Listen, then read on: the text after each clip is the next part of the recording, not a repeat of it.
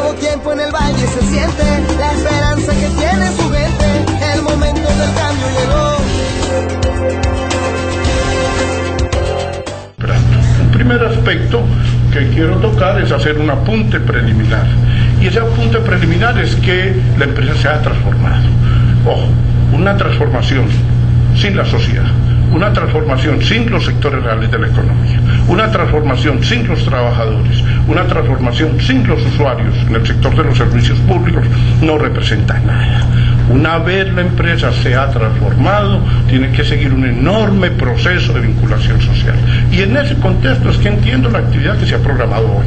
La empresa se ha transformado y la empresa tiene que salir a la calle a explicar qué es ella, cómo es ella, y a permitir que los ciudadanos de Valledupar se empoderen de la empresa. Ustedes tienen que arrancar un proceso social de empoderamiento de la empresa, y ustedes entiendan que la empresa se ha transformado y que se ha transformado para garantizar calidad de vida, que se ha transformado para garantizar desarrollo y que es un patrimonio de los ciudadanos de Valledupar.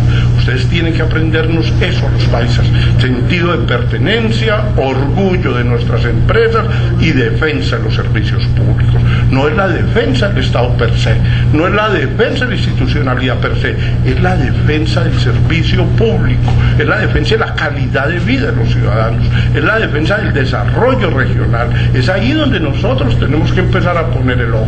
Nuestra actitud debe ser defender el desarrollo regional, nuestra actitud tiene que ser defender la calidad de vida de todos los ciudadanos de Valledupar. Nuestra actitud no tiene que ser la de entender que es que la empresa va a ser mucho más eficiente por ser más eficiente, o que la empresa tiene un régimen mucho más simple por tener un régimen más simple.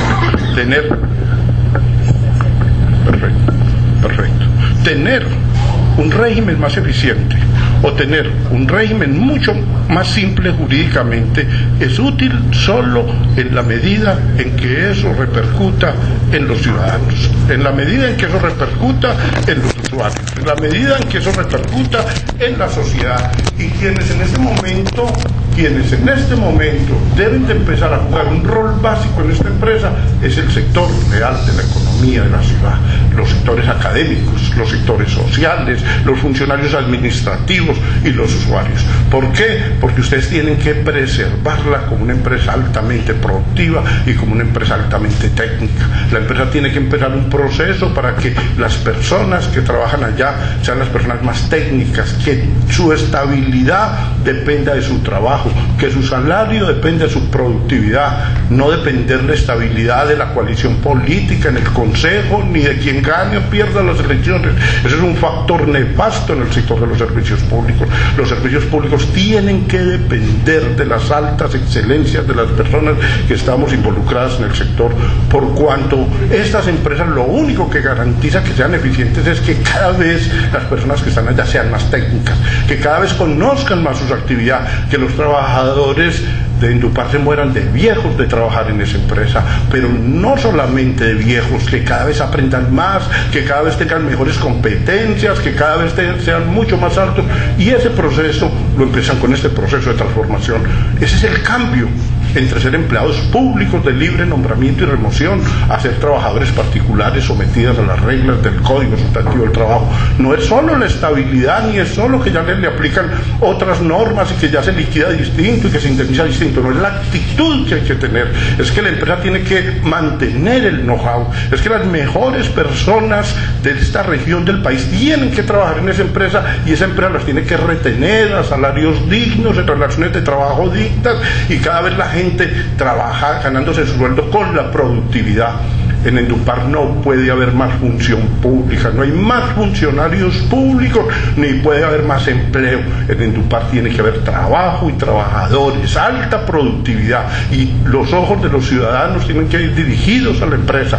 La empresa tiene que justificar las remuneraciones que tienen sobre la base de la técnica, sobre la base de la especialización, y si no, el resto del trabajo estaría perdido.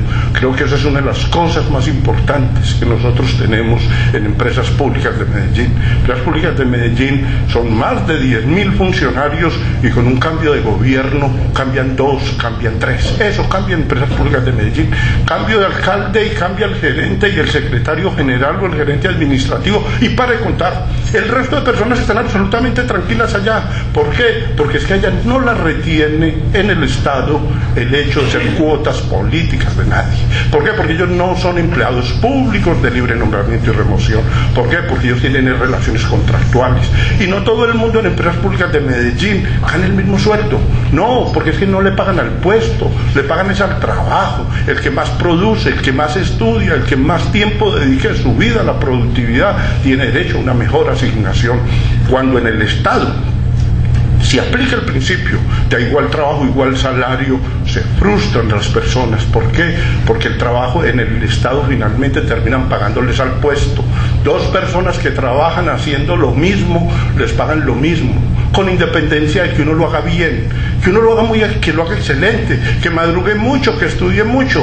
En el Estado, el que trabaja mucho, el empleado que trabaja mucho y el que trabaja menos, se les paga lo mismo porque se le paga al puesto, y el que es muy bueno se le premia poniéndole más trabajo para que aprenda por sapo. En el Estado no hay una remuneración asociada al trabajo, y eso es una de las primeras cosas que la empresa tiene que empezar a reflexionar.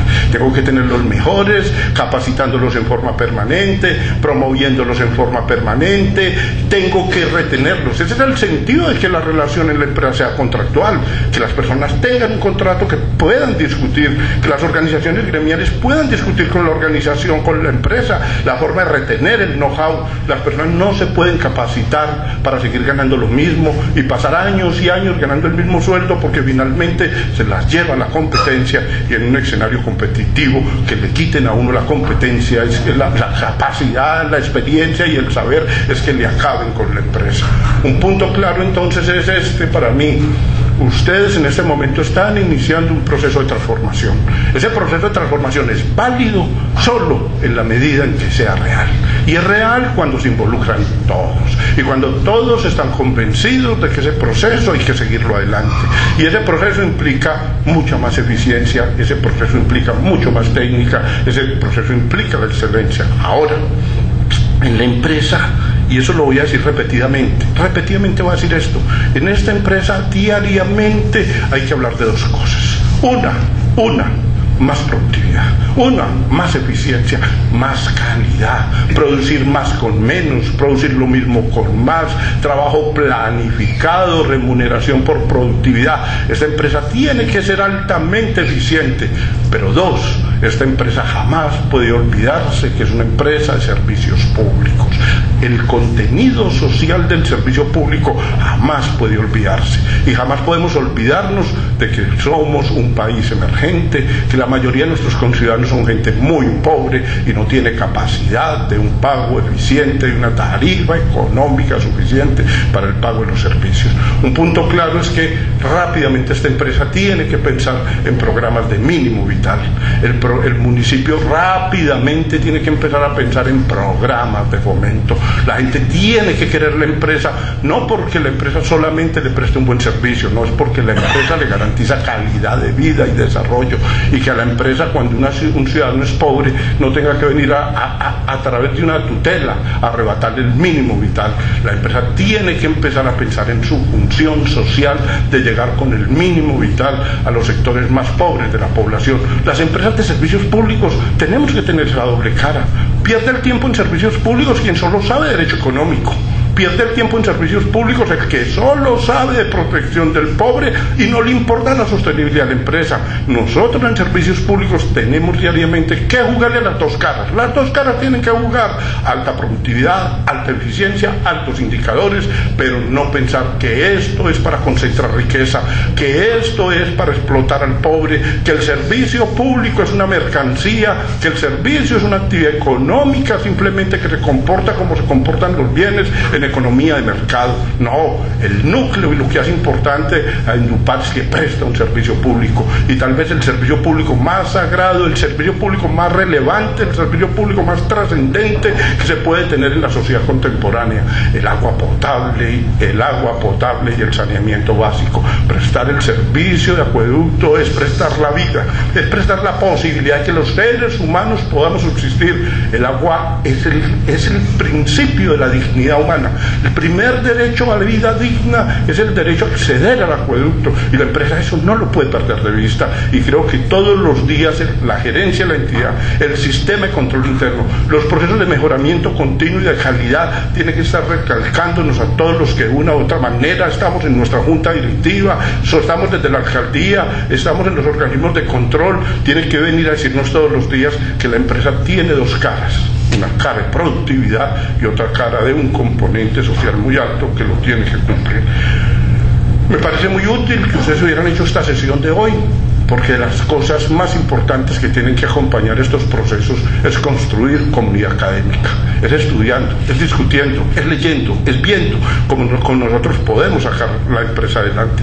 Y me parece que importantísimo que nos acompañen los funcionarios de la personería y el propio personero, que esté la Contraloría y que esté el Contralor. ¿Por qué? Porque es que esta empresa, una vez varía su naturaleza jurídica, ya no va a ser la misma. Ya no son funcionarios públicos ejerciendo función pública, ya el control tiene que ser distinto. La Contraloría no puede controlar a una empresa en el escenario competitivo sometida a las reglas del derecho privado con los mismos criterios, instrumentos y mecanismos con los que controla la función pública ordinaria. Ni la personería puede pensar que toda la vida se va a mantener el mismo esquema de empleados públicos y trabajadores oficiales cumpliendo el deber funcional. No, hoy estamos en una empresa que sigue sometida al control, y es un punto que hay que reiterarlo. Esta empresa sigue siendo estatal, y esta empresa está sometida a los controles estatales, solo que su función ya hace que todos los controles ya hay que ejercerlos en forma diferente: el control disciplinario, el control político, el control fiscal, el control interno. Todos los controles ya van a girar en torno a lo que es ya la nueva naturaleza jurídica, pero no solamente la nueva naturaleza jurídica, sino la nueva razón de ser de las empresas. Eso de que yo venga y ejerza control sobre una empresa y todos sus procedimientos estén correctos y 5 todos los papeles sellados, todos los documentos hechos, siempre con las contrataciones, con 3 cotizaciones ordenadamente, pero la empresa a muy altas tarifas, con bajas coberturas y mala calidad del servicio. Ese no es el criterio de evaluación de la gestión de una empresa de estas. Una empresa de estas se evalúa por los resultados, por la calidad del servicio, por la tarifa al usuario final, por los planes de expansión, por la cobertura, por los niveles de satisfacción de los ciudadanos. No podemos seguir pensando que el Estado, cuando presta servicios en competencia, cuando está en actividades de servicio público, se sigue evaluando y controlando como una función pública, donde simplemente lo que se realizan es procedimientos y formalidades. Y eso implica que la empresa se tenga que sentar, como lo hizo la de Medellín. Yo ya tengo muchos beneficios en la vida. Uno de ellos es ya estar en la tercera edad y haber podido pasar por todo este tipo de cosas. Fui contralor de Medellín, y como contralor de Medellín me tocó controlar empresas públicas de Medellín. Y lo primero que hizo Empresas Públicas de Medellín fue discutir conmigo cómo se controla. No fue discutir si se controlaba o no, se controla. No, eso no está en discusión. El punto que hay que discutir es qué se controla a una empresa que da desarrollo y da bienestar. Se le controlan procesos, se le controla la hoja de vida a las personas, o se controlan resultados. ¿Y qué tipo de resultados vamos a controlar? ¿Y cómo vamos a medir esos resultados? ¿Y cómo estas empresas deben ser útiles para la sociedad? Lo mismo que los organismos de control. La personería es valiosa en la medida en que los ciudadanos se sientan representados en el personero, en la medida en que el personero se ponga al servicio de la sociedad, en la medida en que él instruya a los ciudadanos en servicios públicos, en sus derechos. El ciudadano Valledupar debe conocer el contrato de condiciones uniformes que tiene celebrado con Endupar, y esa pedagogía la tiene que hacer ¿quién? El pedagogo ciudadano, que es el personero. El personero tiene que ocuparse de esa labor, y nosotros tenemos que facilitarle ese tipo de labores, y eso tiene que estar plenamente discutido con él y con los organismos de control. En este punto preliminar, entonces, sí les quiero significar una cosa. el cambio debe ser un cambio de actitud. El cambio es un cambio que debe ser de todos. El cambio debe ser social y el cambio debe redundarse en el ciudadano. Cambiar la empresa para que las relaciones empresa-ciudadano sigan siendo igual, hemos perdido el año.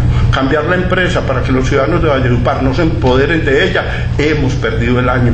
Y cambiar la empresa para que en el futuro el gerente sea nombrado por la coalición política y que en la empresa se repartan puestos y contratos, hemos perdido el año.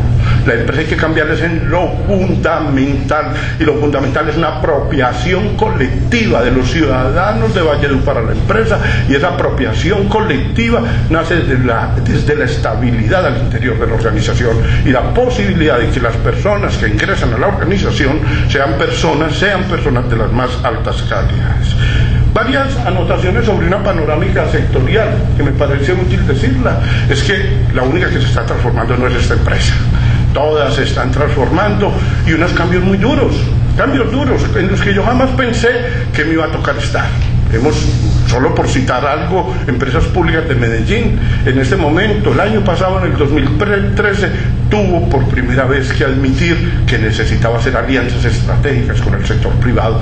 Yo siempre me caractericé por decir no a las alianzas estratégicas en Empresas Públicas de Medellín. Empresas Públicas de Medellín es el patrimonio de los antioqueños y no las hacemos ni las vamos a hacer. ¿Pero qué pasó? Cambió el mundo, se globalizaron los servicios, se dinamizó la economía y fue necesario tomar esa decisión.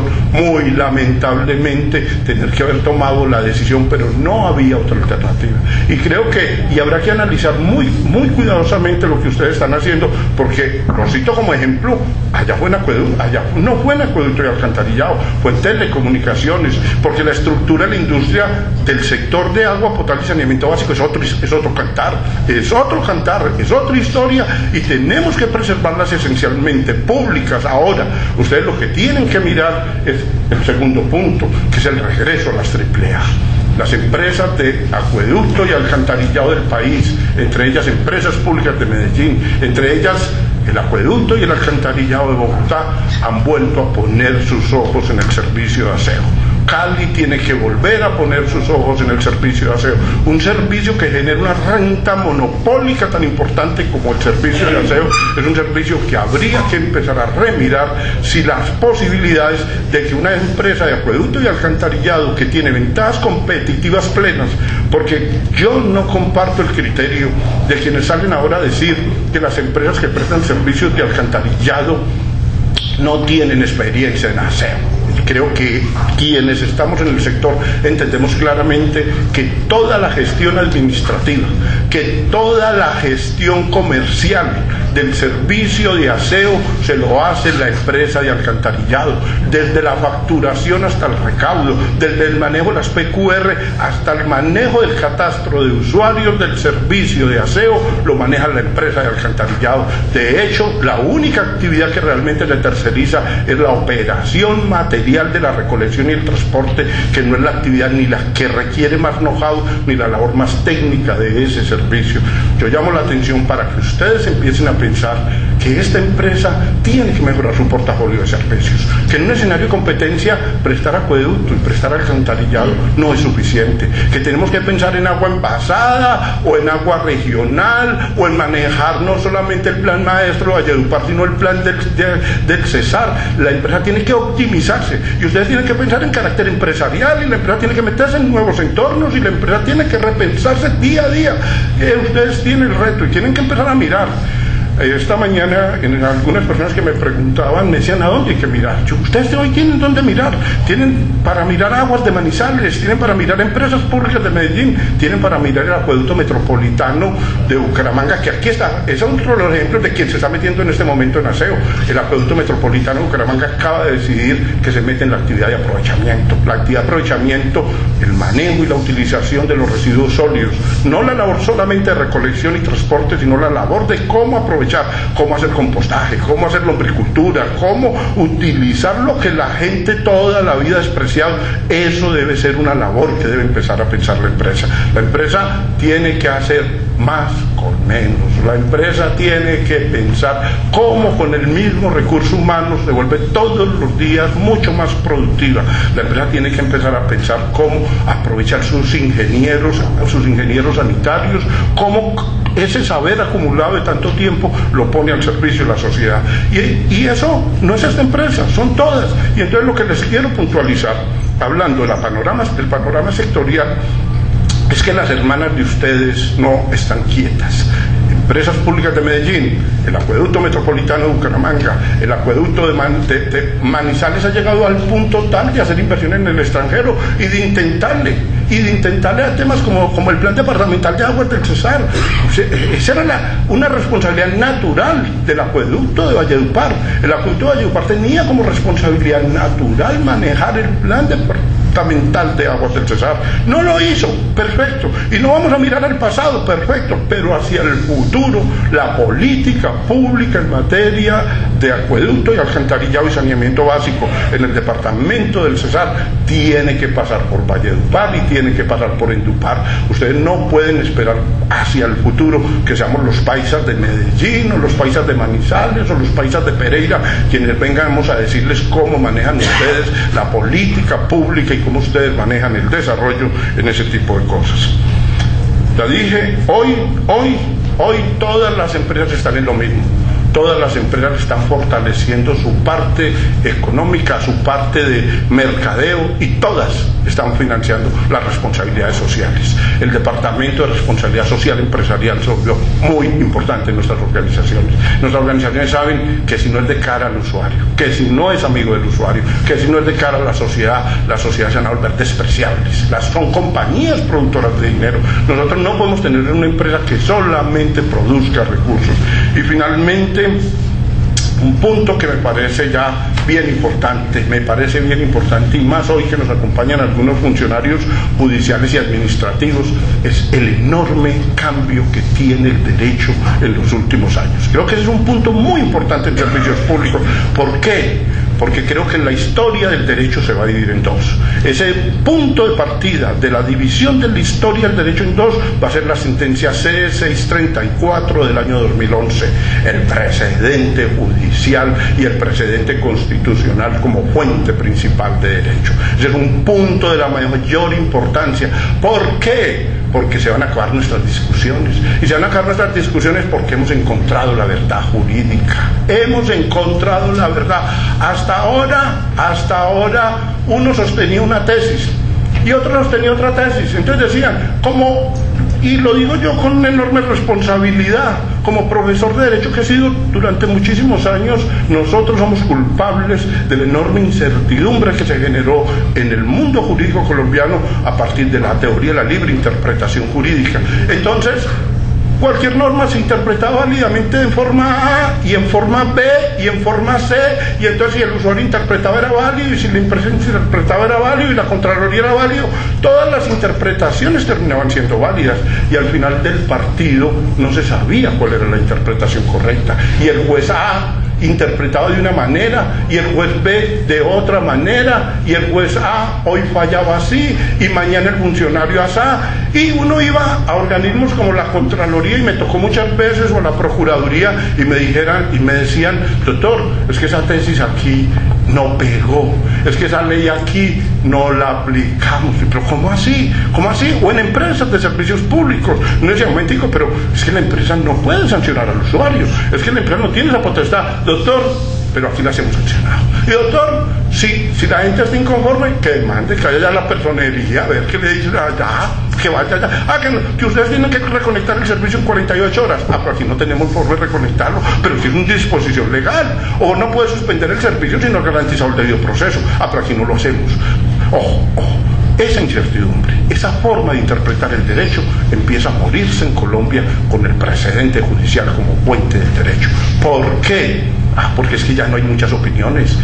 Equivocado, no equivocado, lo que dijo la Corte es palabra de Dios. Equivocado, no equivocado, ya la Corte la dijo. Choque de trenes, eso no existe en el modelo colombiano. Colombia es un régimen constitucional democrático de derecho. En Colombia es la doctrina constitucional de la Corte Constitucional la última palabra, y esa última palabra hoy se ha adquirido una enorme importancia.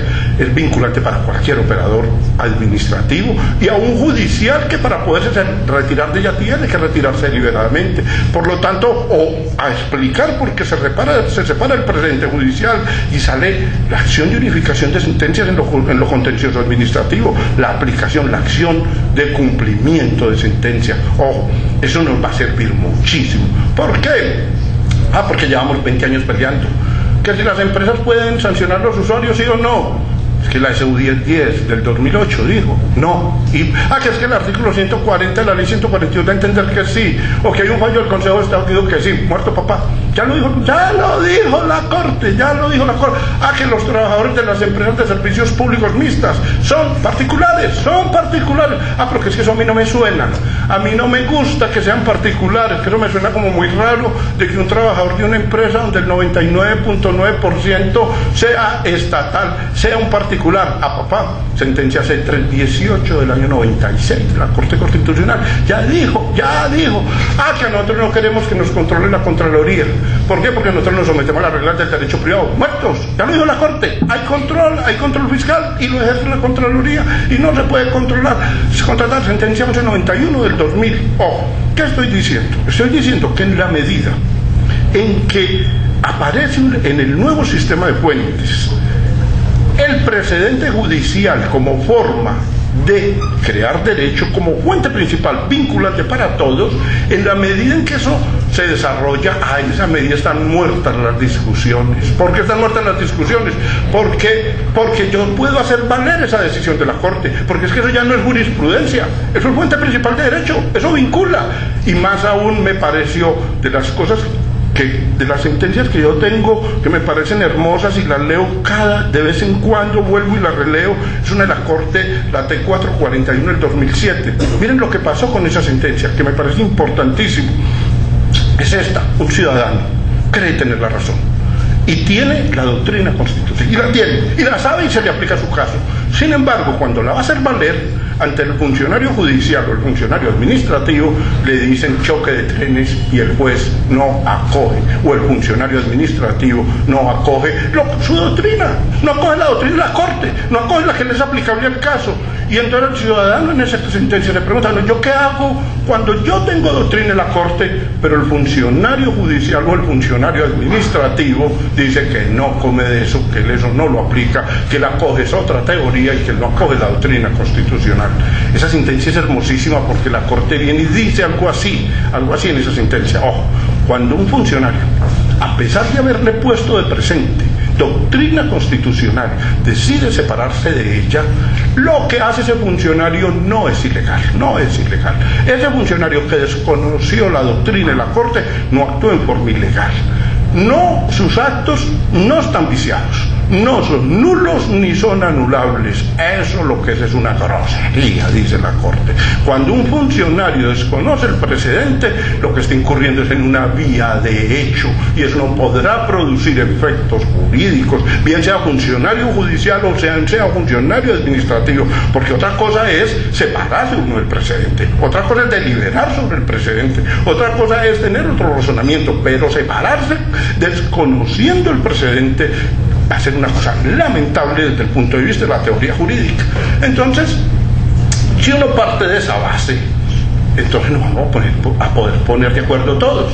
¿Por qué no vamos a poner de acuerdo? Porque entonces ya la personería no puede decir: es que esta es mi opinión y la de la empresa es la otra opinión. No, ni la de la empresa ni la de la personería, la doctrina constitucional, ni la de la Contraloría, la doctrina constitucional. Y por eso la empresa tiene que hacer un enorme esfuerzo porque la doctrina constitucional en servicios públicos se conozca en Valledupar.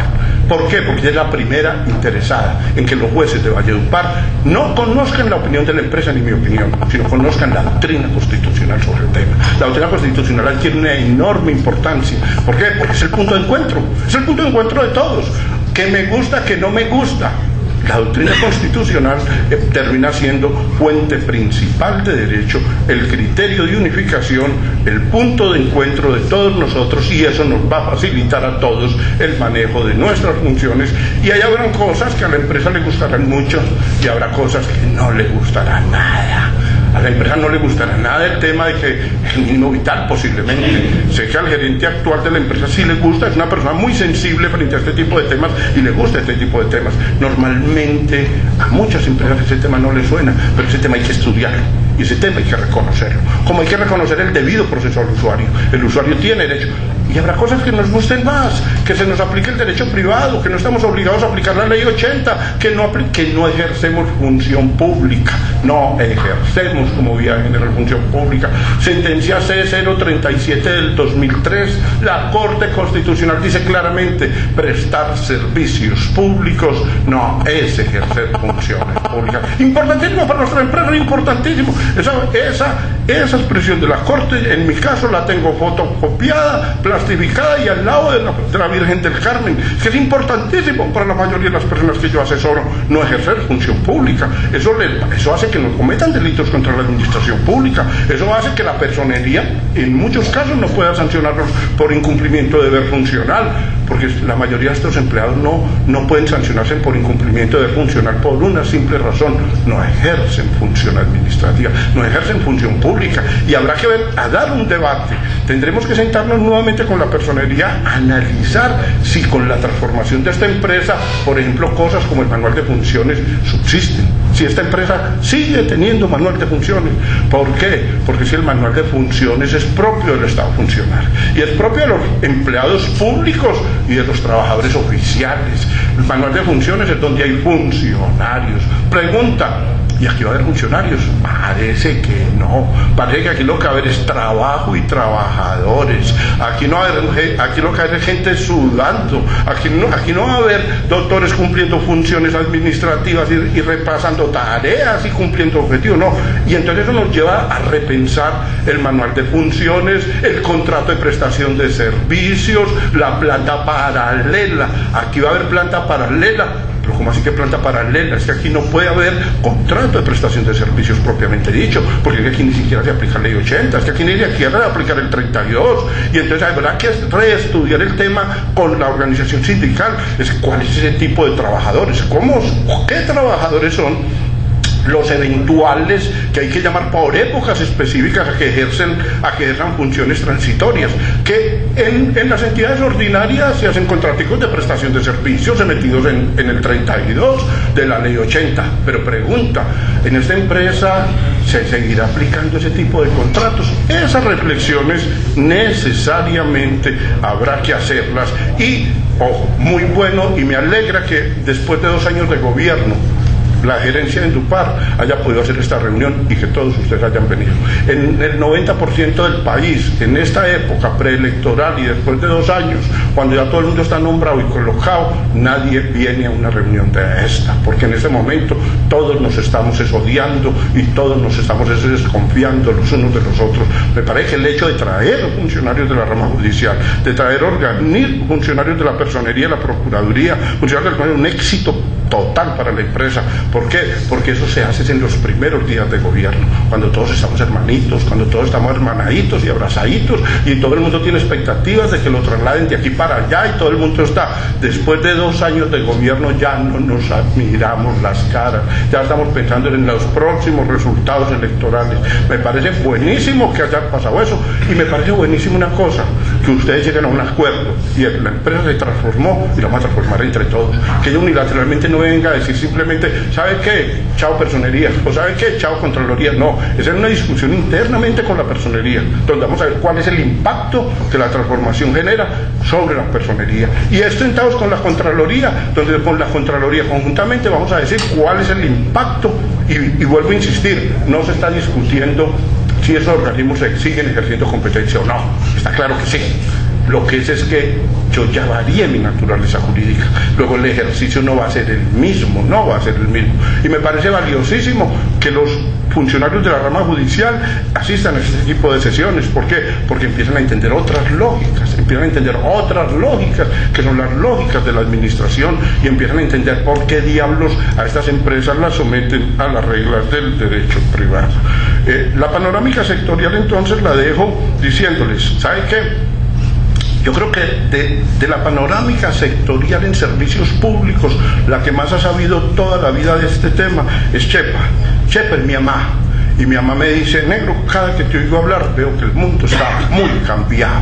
El mundo está efectivamente muy cambiado, y muy cambiado el mundo en el sector de los servicios públicos. Es transformación permanente, es cambio permanente, es dinámica permanente, y esa dinámica permanente es válida en la medida en que todos participemos de ella. No me voy a detener en esta ayuda, solo se las vamos a entregar porque me parece que es como muy larga de explicar, pero para mí es determinante, y es las sentencias de la Corte que han cambiado el esquema de puentes en Colombia. En esta ayuda me iba a demorar un rato largo hoy, sin embargo creo que solo basta decirles esto, basta decirles que la doctrina de la Corte ha sido sustancial para la variación del sector de los servicios públicos. Pero vean, una cosa bien extraña, bien extraña es esta. Ojo, servicios públicos afecta calidad de vida, servicios públicos afecta desarrollo, servicios públicos nos afecta a todos, y resulta que cuando llega la hora de transformarlo, no es el congresista el valiente que transforma el sector, ni es la superintendencia. No hay un solo paso importante en el sector de los servicios públicos que haya nacido en las superintendencias o en las comisiones de regulación. Ojo, todos los cambios importantes en el sector de los servicios públicos nacen en una sentencia, es en una sentencia. El defensor del servicio público termina siendo siempre el juez, y la sentencia termina siendo la fuente de derecho, al punto de que los jueces terminan aplicando una ley distinta a la ley 142. ¿Por qué? Porque la ley 142 dice que el servicio jamás se puede regalar, está prohibido. Hay que sancionar a la empresa que regala el servicio, y el juez termina diciendo, independientemente de que eso diga la ley 142, hay que dar el mínimo vital, el derecho. La sentencia que traigo ahí mencionada, que ojalá apenas pase la discusión sobre el alcalde Petro, ojalá la leamos, la hermosura de auto del 275 del 2011, sobre los poderes del juez, sobre la dignidad humana, sobre los derechos del reciclador, sobre el medio ambiente. De las sentencias que valdría la pena que un abogado lo tuviera como sus sentencias emblemáticas para leer en la vida, esta que no es una sentencia, un auto de la Corte Constitucional del rector del externado, del doctor Henao, una sentencia hermosísima donde reivindica el derecho a la igualdad, el derecho a la dignidad humana, el derecho a la vida y los poderes del juez. El juez constitucional tiene que hacer prevalecer la Constitución por encima de la ley. El juez constitucional tiene que prevalecer la dignidad humana por encima de la economía. Competencia en servicios públicos tiene sentido en la medida en que garantice desarrollo y dignidad humana. La competencia en servicios públicos per se, por sí misma como competencia, carece de sentido. Hay una sentencia que me voy a detener un momento, que es la T793 del 2012, es una sentencia de energía, que léanla porque para mí cambia todo mi conocimiento del sector. Es una sentencia bien importante porque rompe todos los paradigmas a propósito de protección del usuario. Es una tutela que procede ante un grupo de personas en el servicio de energía, a pesar de que están invadiendo un inmueble, a pesar de que son unos usuarios fraudulentos. Es una cosa bien interesante. ¿Por qué? Porque yo venía haciéndole un seguimiento al tema siempre, pues, es decir, yo vivo de servicios públicos, vivo todos los días, y yo venía pendiente del tema del mínimo vital, y yo empecé a decir, mínimo vital, hay muchas veces que no va a prosperar.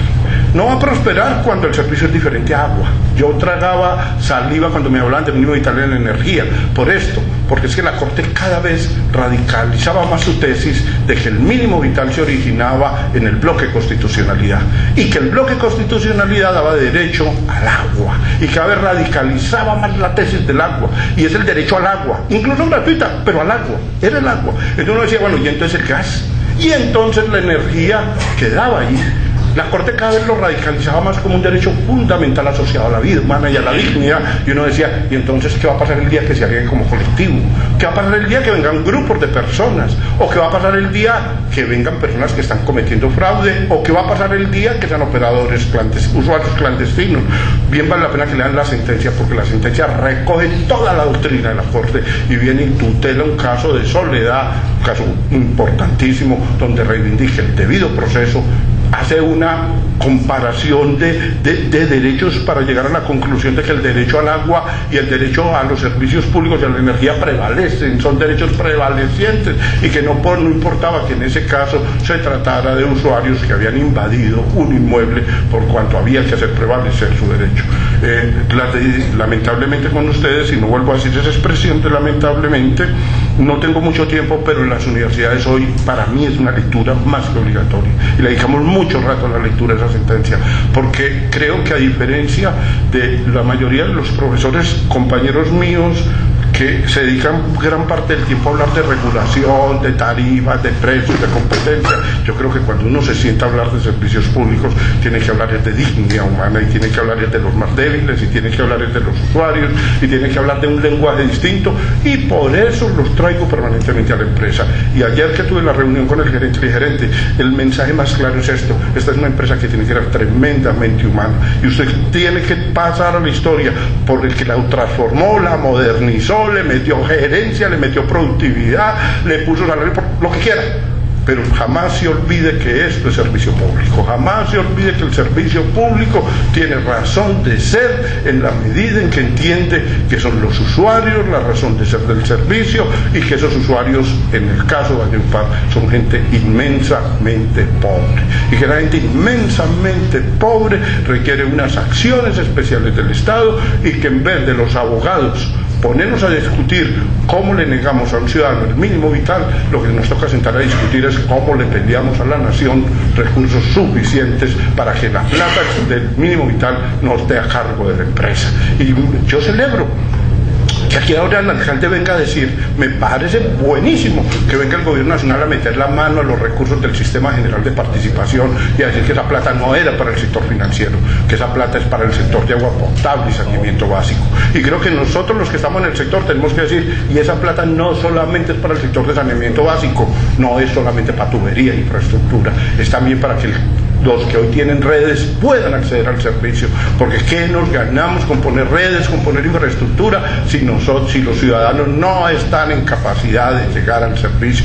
Por lo tanto, la acción tiene que ser conjunta, y un mensaje claro: todos los abogados democráticos del país tenemos que ponernos al servicio de la causa del mínimo vital. Ahora, el mínimo vital no es liquidar las empresas, no es que los pobres no tomaban agua antes y ahora ninguno vamos a tomar, no, primero hay que partir de la sostenibilidad, las empresas tienen que ser sostenibles, nosotros tenemos que garantizarle a los ciudadanos de estrato 3, 4, 5 y 6 que van a acceder al servicio y que van a pagar una tarifa digna, y que va a ser un sistema de fondos o un sistema o recursos del sistema general de participación de donde se van a pagar esos recursos.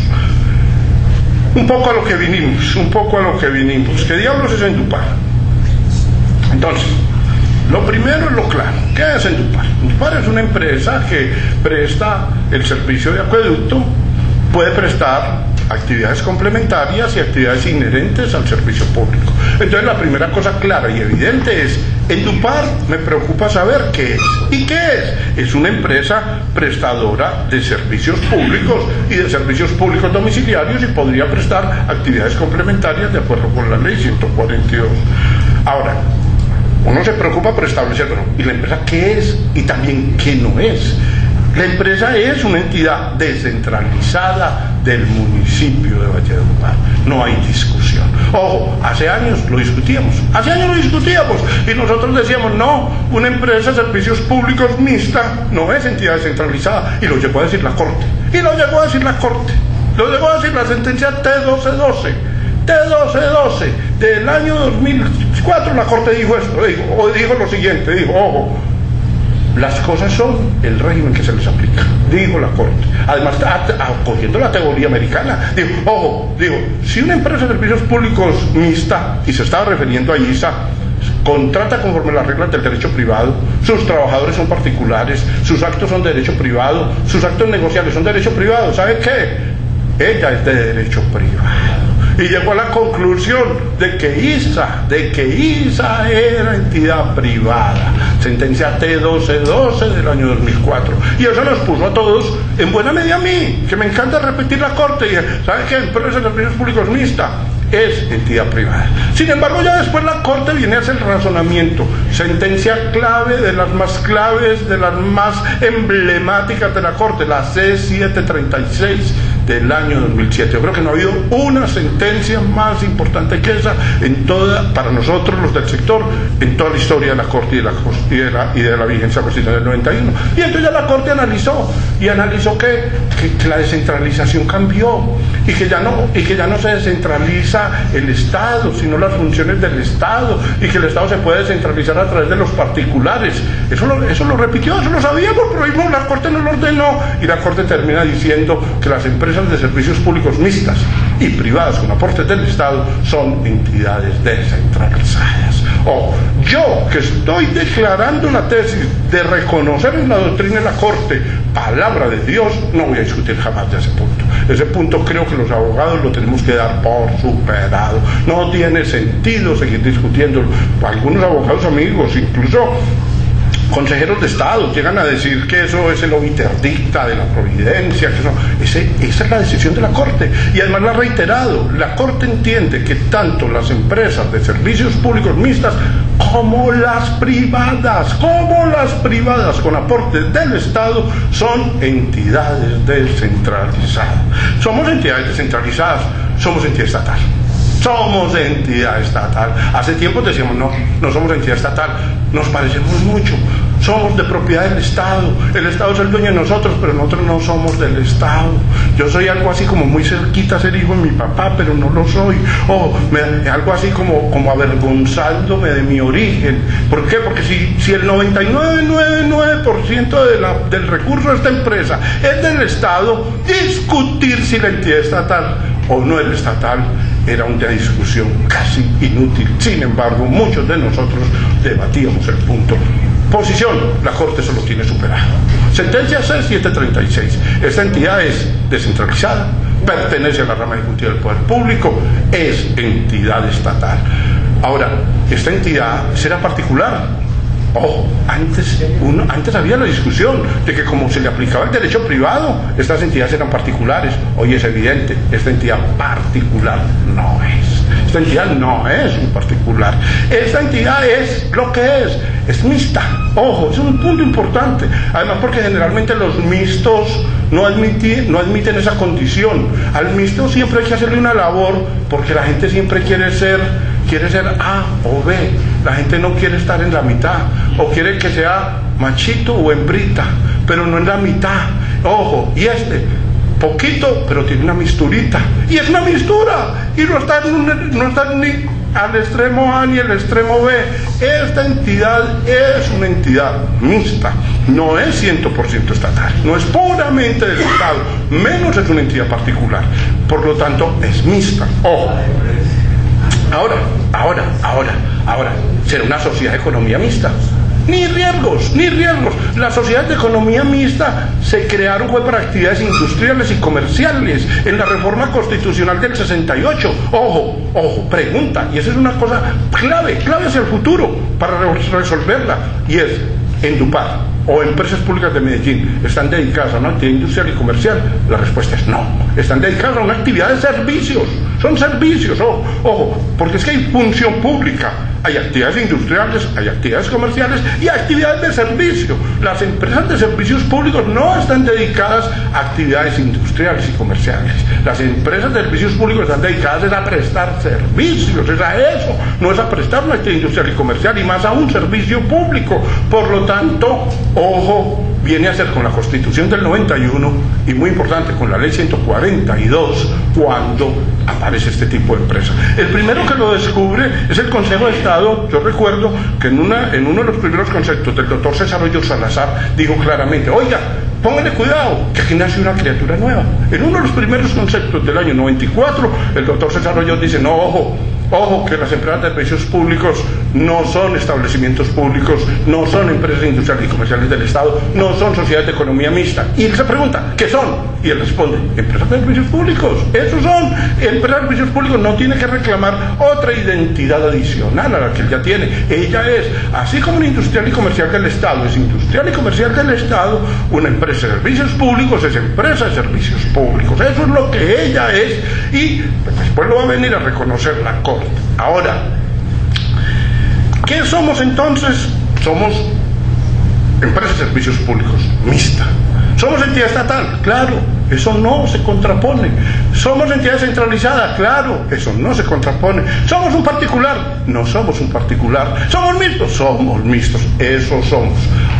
Ahora, el punto crítico se va a presentar. ¿Por qué? Porque si yo, teniendo más del 90% estatal, se me viera aplicar el régimen de industrial y comercial del Estado, si fuera sociedad de economía mixta. Y entonces va a haber un pedacito de la sentencia C736 que también hay que fotocopiarlo y también hay que plastificarlo. La Corte llega a decir esto: ojo, empresa de servicios públicos mixta no es sociedad de economía mixta, y sería inconstitucional que un operador jurídico le diera el tratamiento de empresa y de sociedad de economía mixta a la empresa de servicios públicos mixta.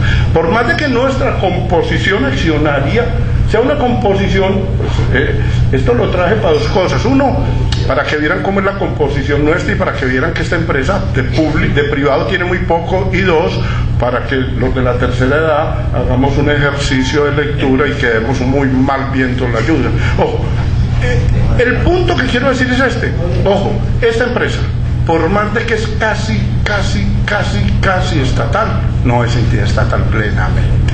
Y ese debate ya lo planteó la Corte en la misma sentencia C736, donde una de las personas que más admiro en el sector, que es el profesor David Suárez Tamayo, le pide a la Corte con unos estudiantes: Corte, diga que cuando una empresa es casi estatal, se le aplican las reglas del estatal. Y la Corte le contesta en esa sentencia: si una entidad es casi estatal, es casi estatal, no es 100% estatal, y por lo tanto le doy el tratamiento de mixta. Ojo, y eso hay que entenderlo de claro. ¿Qué pasó en Endupar?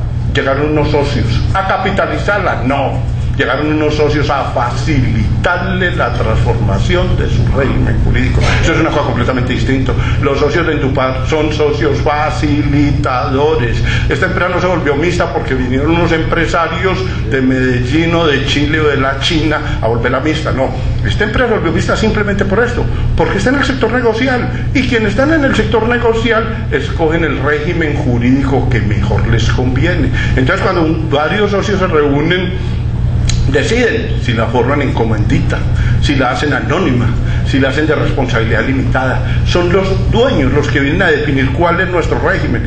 Por una época se sostuvo esta tesis, ya menos mal el Consejo la superó. Había profesores que sostenían la tesis que cuando una empresa buscaba un socio facilitador para cambiar su régimen jurídico, lo que estaba era abusando del régimen jurídico. Pero eso lo decían para decirlo del Estado, cuando el Estado es el que hace eso. Pero que cuando lo hace un particular que decide formar una sociedad anónima o formar la responsabilidad limitada, ahí sí no se venía a decir que el régimen jurídico se hacía disponible para evadir el régimen. La empresa tiene que ser clara: es que esta empresa no se volvió mixta para que llegue inversión privada, no, se volvió mixta es porque el régimen jurídico de las mixtas es mucho más ágil que el régimen jurídico de las privadas. Y por otra cosa, se le transformó un socio que era 100% estatal, se le volvió mixto, y ese socio que le volvió mixto le metió un factor de incertidumbre. Le sacaban sangre a la empresa y no se le veía, se podía identificar el sexo. ¿Por qué? Porque la central de transportes se me volvió mixta. Y entonces ya surgió una discusión inútil. Es, si por el solo hecho de que esa se hubiera vuelto mixta, ya esta se volvió mixta, ya era mejor. No, ya era mejor entonces en ese evento, y no participé en ese proceso, no participé en el proceso de transformación de la empresa. Pero si me lo hubieran preguntado, hubiera estado de acuerdo con eso. Hubiera estado de acuerdo con que, dado la incertidumbre que se le generaba a la empresa por el hecho de que un socio se hubiera vuelto mixto, era mejor volverse mixto del todo. Era mejor tener un socio realmente privado que viniera como socio facilitador, y quién mejor que las asociaciones de trabajadores. Yo creo que, y en el país ha sido así, ¿con quién se han hecho ese socio facilitador?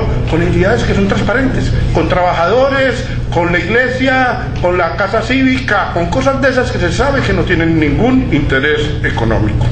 Ahora, punto crítico este. Nosotros nos formamos desde la más tierna infancia en el derecho administrativo francés y nos enseñaban cosas que ya eran tautológicas. Es esto: ¿qué es derecho público? El que se le aplica al Estado. Al Estado se le aplica solo el derecho público. ¿Y para qué era importante saber la naturaleza jurídica? Para ver cuál era el régimen jurídico aplicable. Ojo, antes esto era facilísimo, esto era buenísimo para nosotros. ¿Por qué? Porque uno llegaba y decía, perdón, a ver si de pronto es posible que me ayudes a pasar este tablero para esta cosita, simplemente.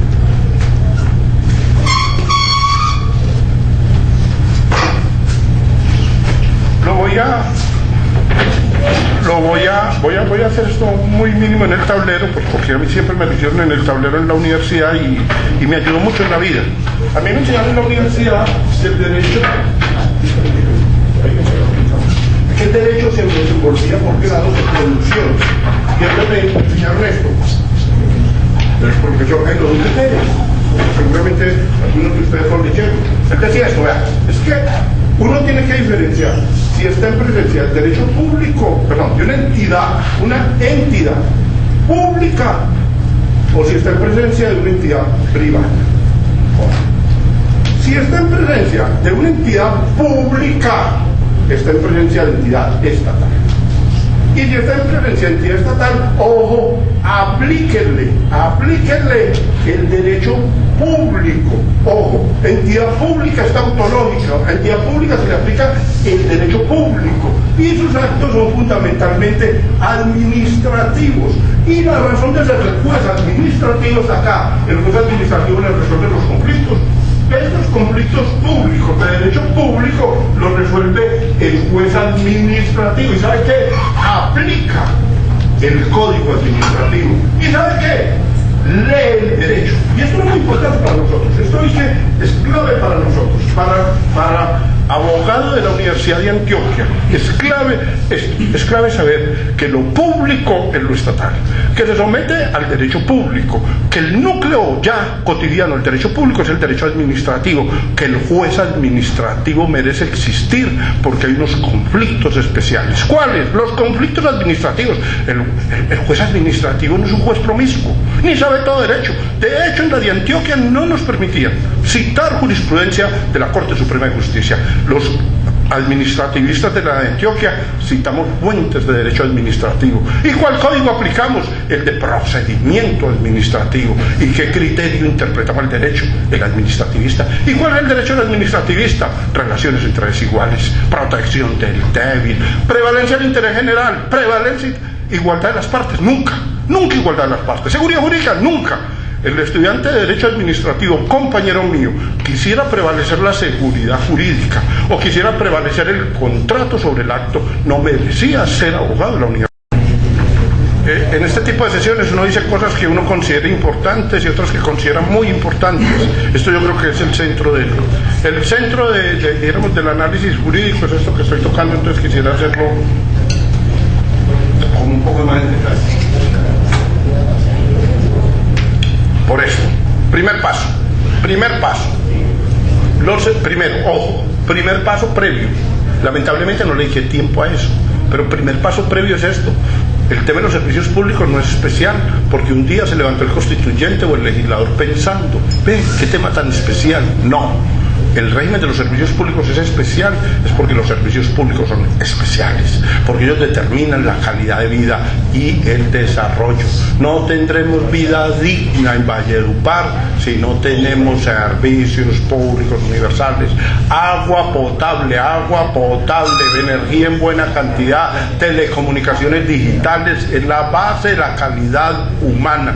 No tendremos seres humanos dignos dignos, con calidad de vida, si no tienen servicios públicos. Ojo, los servicios públicos no son en sí mismos no son un derecho fundamental, son la base de muchos derechos fundamentales, es el soporte del estado de bienestar. Entonces, un primer punto que hay que tener en cuenta es que los servicios públicos no son especiales porque el constituyente le dio por decir que de meterlos en un capítulo, no, es que ontológicamente hablando, sociológicamente hablando, económicamente hablando, los servicios públicos son la base del desarrollo de una sociedad. Si ustedes quieren tener una sociedad competitiva e industrializada, si ustedes quieren tener una sociedad como parte de la sociedad de la información, tienen que tener infraestructura de servicios. Jamás harán parte de la sociedad de la información si no tienen comunicaciones digitales desarrolladas.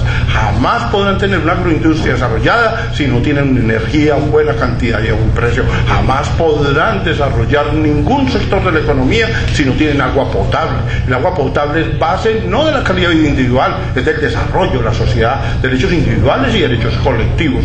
Eso entonces va a justificar que el constituyente elegí un capítulo así, así. Es decir, esto entra en el mundo de lo jurídico después de que supera el mundo de lo político y de lo ontológico y de lo económico y de lo social. Es en ese mundo donde son importantes. Se meten al mundo de lo jurídico y llegan y dicen constitucionalmente los servicios públicos se someten a un régimen jurídico especial. Ahora, mandan que la ley lo regule. Punto. La ley ya lo reguló. ¿Y cuál va a ser esa ley? Esa ley va a ser la ley 142 del año 94. Ahora, se justifica plenamente por dos tipos de cosas esa ley. Se justifica, a otra cosa era el contenido de la ley que hay que actualizarlo, pero se justifica plenamente que hubiera una ley de servicios públicos por la importancia del tema y porque los servicios se prestan en competencia. Ahora, cuando el legislador fue ya a regular los puntos, dijo 6 o 7 puntos que en su momento fueron de muy alto debate. Primero, las entidades estatales, incluidos los municipios, cuando prestan servicios públicos, contratan conforme a las reglas del derecho privado. Ojo, tengo que confesarlo, desde que esa norma se hizo, que yo participé ahí, esta norma esta no aguanta un papirotazo en la corte. Oye, esta norma, ¿cómo así? ¿Cómo así que una entidad del Estado, 100% estatal, además porque eso me empezaba a derogar mis conocimientos de derecho administrativo? Ojo, yo he sido muy celoso en mi derecho administrativo y en muchas de todas estas peleas y los hechos, lo que he dicho aquí, lo he hecho en discusiones y me han derrotado, listo, pero esta era una discusión muy importante y esa discusión quedó clara. Artículo 31 de la ley, los contratos que celebran las empresas. Son estos 4 artículos, son valores vitales. El 32 dijo que los actos de las empresas son de derecho privado. El 31, los contratos son de derecho privado. El 41, los trabajadores de las mixtas y privadas con aportes del Estado tienen el carácter de particulares. Son particulares. No dijo que eran funcionarios sometidos al código. Y eso fue muy deliberado y muy discutido al interior de la redacción del artículo. No dijo los trabajadores de las empresas de servicios públicos mixtas y privadas son particulares y en consecuencia se les aplica el código. Mire que es diferente a lo del Banco de la República, porque en el Banco de la República dice, y lo de Ecopetrol, dice que son servidores públicos o funcionarios públicos sometidos al código. Estos no son funcionarios públicos, sometidos al código. Estos son particulares, lo dice el 41 y hay que leerlo. Ahora, y te doy la palabra ahora sí, bajo este planteamiento, los 4 temas que eran angulares en esto: actos, contratos, servidores y tributación, fueron a ser objeto de control constitucional. Cuando eso lo demandaron ante la Corte, tocó echarse la bendición. ¿Por qué? Porque la Corte podía ahí ya haber desbarajustado la ley 142, pero para sorpresa de todos, la Corte los 4 artículos los declaró exequibles sobre la base de la misma argumentación, sobre la base que es que los servicios públicos determinan la calidad de vida y el desarrollo y tienen que prestarse en forma empresarial, en forma de competencia, y que el Estado se comporta como organismo funcional. Es decir, la gente que trabaja con el Estado trabaja para ejercer función pública. Por eso lo recordarán las personas más viejas de ustedes, recordarán que antes de la ley 142, a mí me tocó, las personas que trabajábamos en empresas de servicios públicos no éramos ingenieros, sino abogados. Yo trabajé en una empresa de servicios públicos de acueducto y alcantarillado, donde el gerente general era abogado, el jefe de mercadeo era abogado, el subgerente técnico era abogado y el abogado era también abogado. Todos éramos abogados, ojo, por esto, porque a uno no lo nombran en una empresa de esas, en ese esquema tradicional para que haga nada, sino para que no viole la ley, para que ejerza funciones, a eso lo nombran. Ojo, y el gerente general siempre dijo lo siguiente: jamás a nosotros nos van a investigar o a condenar por celebración indebida de contratos. ¿Y por qué no? Porque él fijó una instrucción: no vamos a celebrar ninguno, no vamos a celebrar contratos. ¿Para qué? Para no correr el riesgo de que en el futuro nos vayan a investigar. Éramos abogados, cumplíamos funciones administrativas ya. ¿Qué hacíamos? Ahí vegetar un poco. Ya cuando llega la Constitución dice: ¿sabe qué? Gestión empresarial del servicio, ¿sabe qué? Indicadores, resultados, cobertura, calidad. Y entonces ya qué, allá sí no entendemos mucho. Ya tiene que, hay abogados todavía, claro que los hay, pero con una formación económica y técnica muy alta tiene que tener una formación muy alta. El paradigma ya tienen que ser los economistas y los abogados. Es que es para cumplir, es que no es para cumplir la ley, es para cumplir la ley produciendo resultados, es mucho más allá. Y entonces la Corte viene y dice que eso se somete a las reglas del derecho privado, apenas natural, y nos quedamos tristes. Ahora, y sé que desde hace rato querés preguntarme una cosa, pero un tema muy valioso, y sobre todo como sé que aquí hay gente de la rama judicial, aquí había un tema bien importante, que ha sido objeto de pronunciamientos recientes, que acaba, y estoy muy contento porque el Tribunal Administrativo de Antioquia ya nos acogió esa tesis, y también ya la acogió el Tribunal Administrativo de Caldas. La discusión es esta. Ley 142 es ley especial, perfecto, todo el mundo lo aceptamos, es especial, pero resulta que hay otras leyes especiales. Por ejemplo, la ley 80 es ley especial, o por ejemplo la ley 1437 también es especial, y entonces hay otro montón de leyes especiales. Ojo, y miren la discusión que se armó. Ley 142 es especial, pero especial en servicios públicos.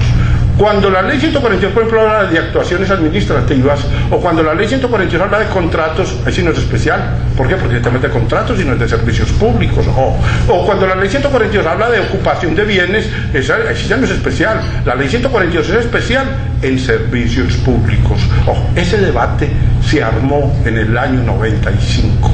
¿Por qué? Porque al recién salió en vigencia la ley, se armó el debate de si es ley especial sí o no, sí, pero entonces especial en qué, y muchos dijeron especial en servicios públicos, y entonces surgió la pregunta: ¿y las normas de la ley que no son de servicios públicos? Y de hecho un buen sector dijo lo siguiente: ¿sabe qué? Los artículos 31, 32, 33, 35 y 38 y 39 son inconstitucionales todos. ¿Y por qué son inconstitucionales? Porque hablan de contratos. ¿Y sabe por qué? Porque es que la Constitución del 91, en el numeral final del artículo 150, dijo que iba a haber un estatuto de la contratación, y ese estatuto es la ley 80, y no pueden dictar normas de contratación por fuera del estatuto de la contratación. Ahí se violó la unidad de materia. En la ley 142 no se podía haber incluido ninguna norma de contratación, como no se podía haber incluido ninguna norma de procedimientos, como no se podía haber incluido normas tributarias, porque era que ahí se violaba la unidad de materia. Ojo, ¿por qué? Porque es que esa no es ni una ley tributaria, ni una ley de contratación, ni una ley de procedimientos, es una ley de servicios públicos.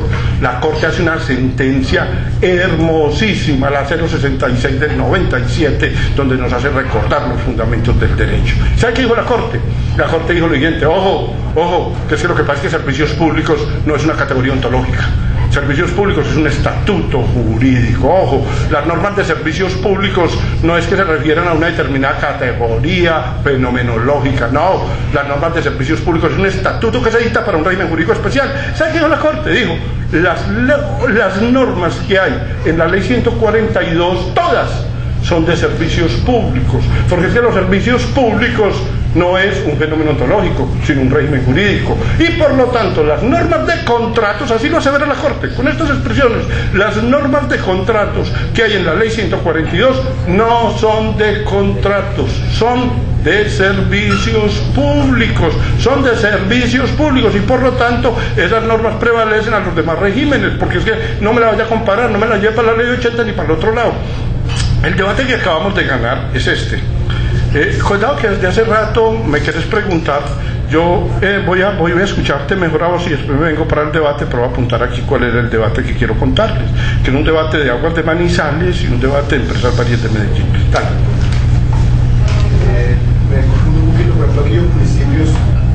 tienen la potestad de prestar el servicio público, o sea, son municipios que tienen el servicio público. Operador de último recurso. O sea, no tienen empresa. Eso, no tiene empresa. Son ellos mismos los que prestan el servicio. El artículo 31 de la ley 142 dijo que las entidades estatales que prestan servicio público no se someten al Estatuto General de la Contratación. Y una de las entidades en el 15 son los municipios como operador de último recurso. Ya el tema ha ido al Consejo de Estado, es clarísimo. Cuando un municipio contrata una obra asociada al servicio de acueducto o al servicio de alcantarillado, esa obra la puede contratar por ley 142. ¿Por qué? Porque la redacción que utiliza el artículo 31 no habla de empresas de servicios públicos, sino que habla de las entidades públicas que prestan servicios. Pero yo había traído una ley.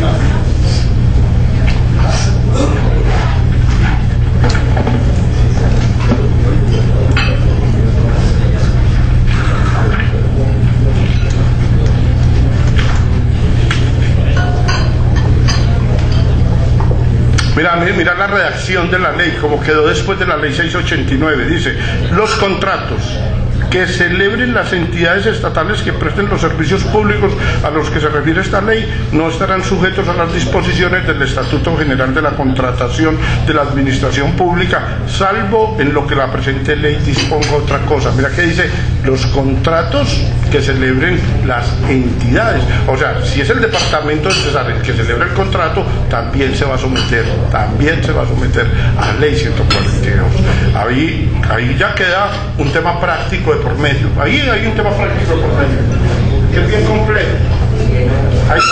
Ahí queda un tema muy que no lo tratamos hoy, después lo podríamos tratar, y es bien complejo, y sé que aquí en el Cesar se vuelve complejo, y es que las entidades estatales que prestan servicio público pues son creadas como empresas de servicios públicos, o son los municipios, pero en razón del decreto 3200 y en razón del acto legislativo del 2011 se crearon los planes departamentales de agua, y para la ejecución de los planes departamentales de agua crearon unas empresas de servicios públicos que no prestan servicios públicos ni realizan actividades complementarias.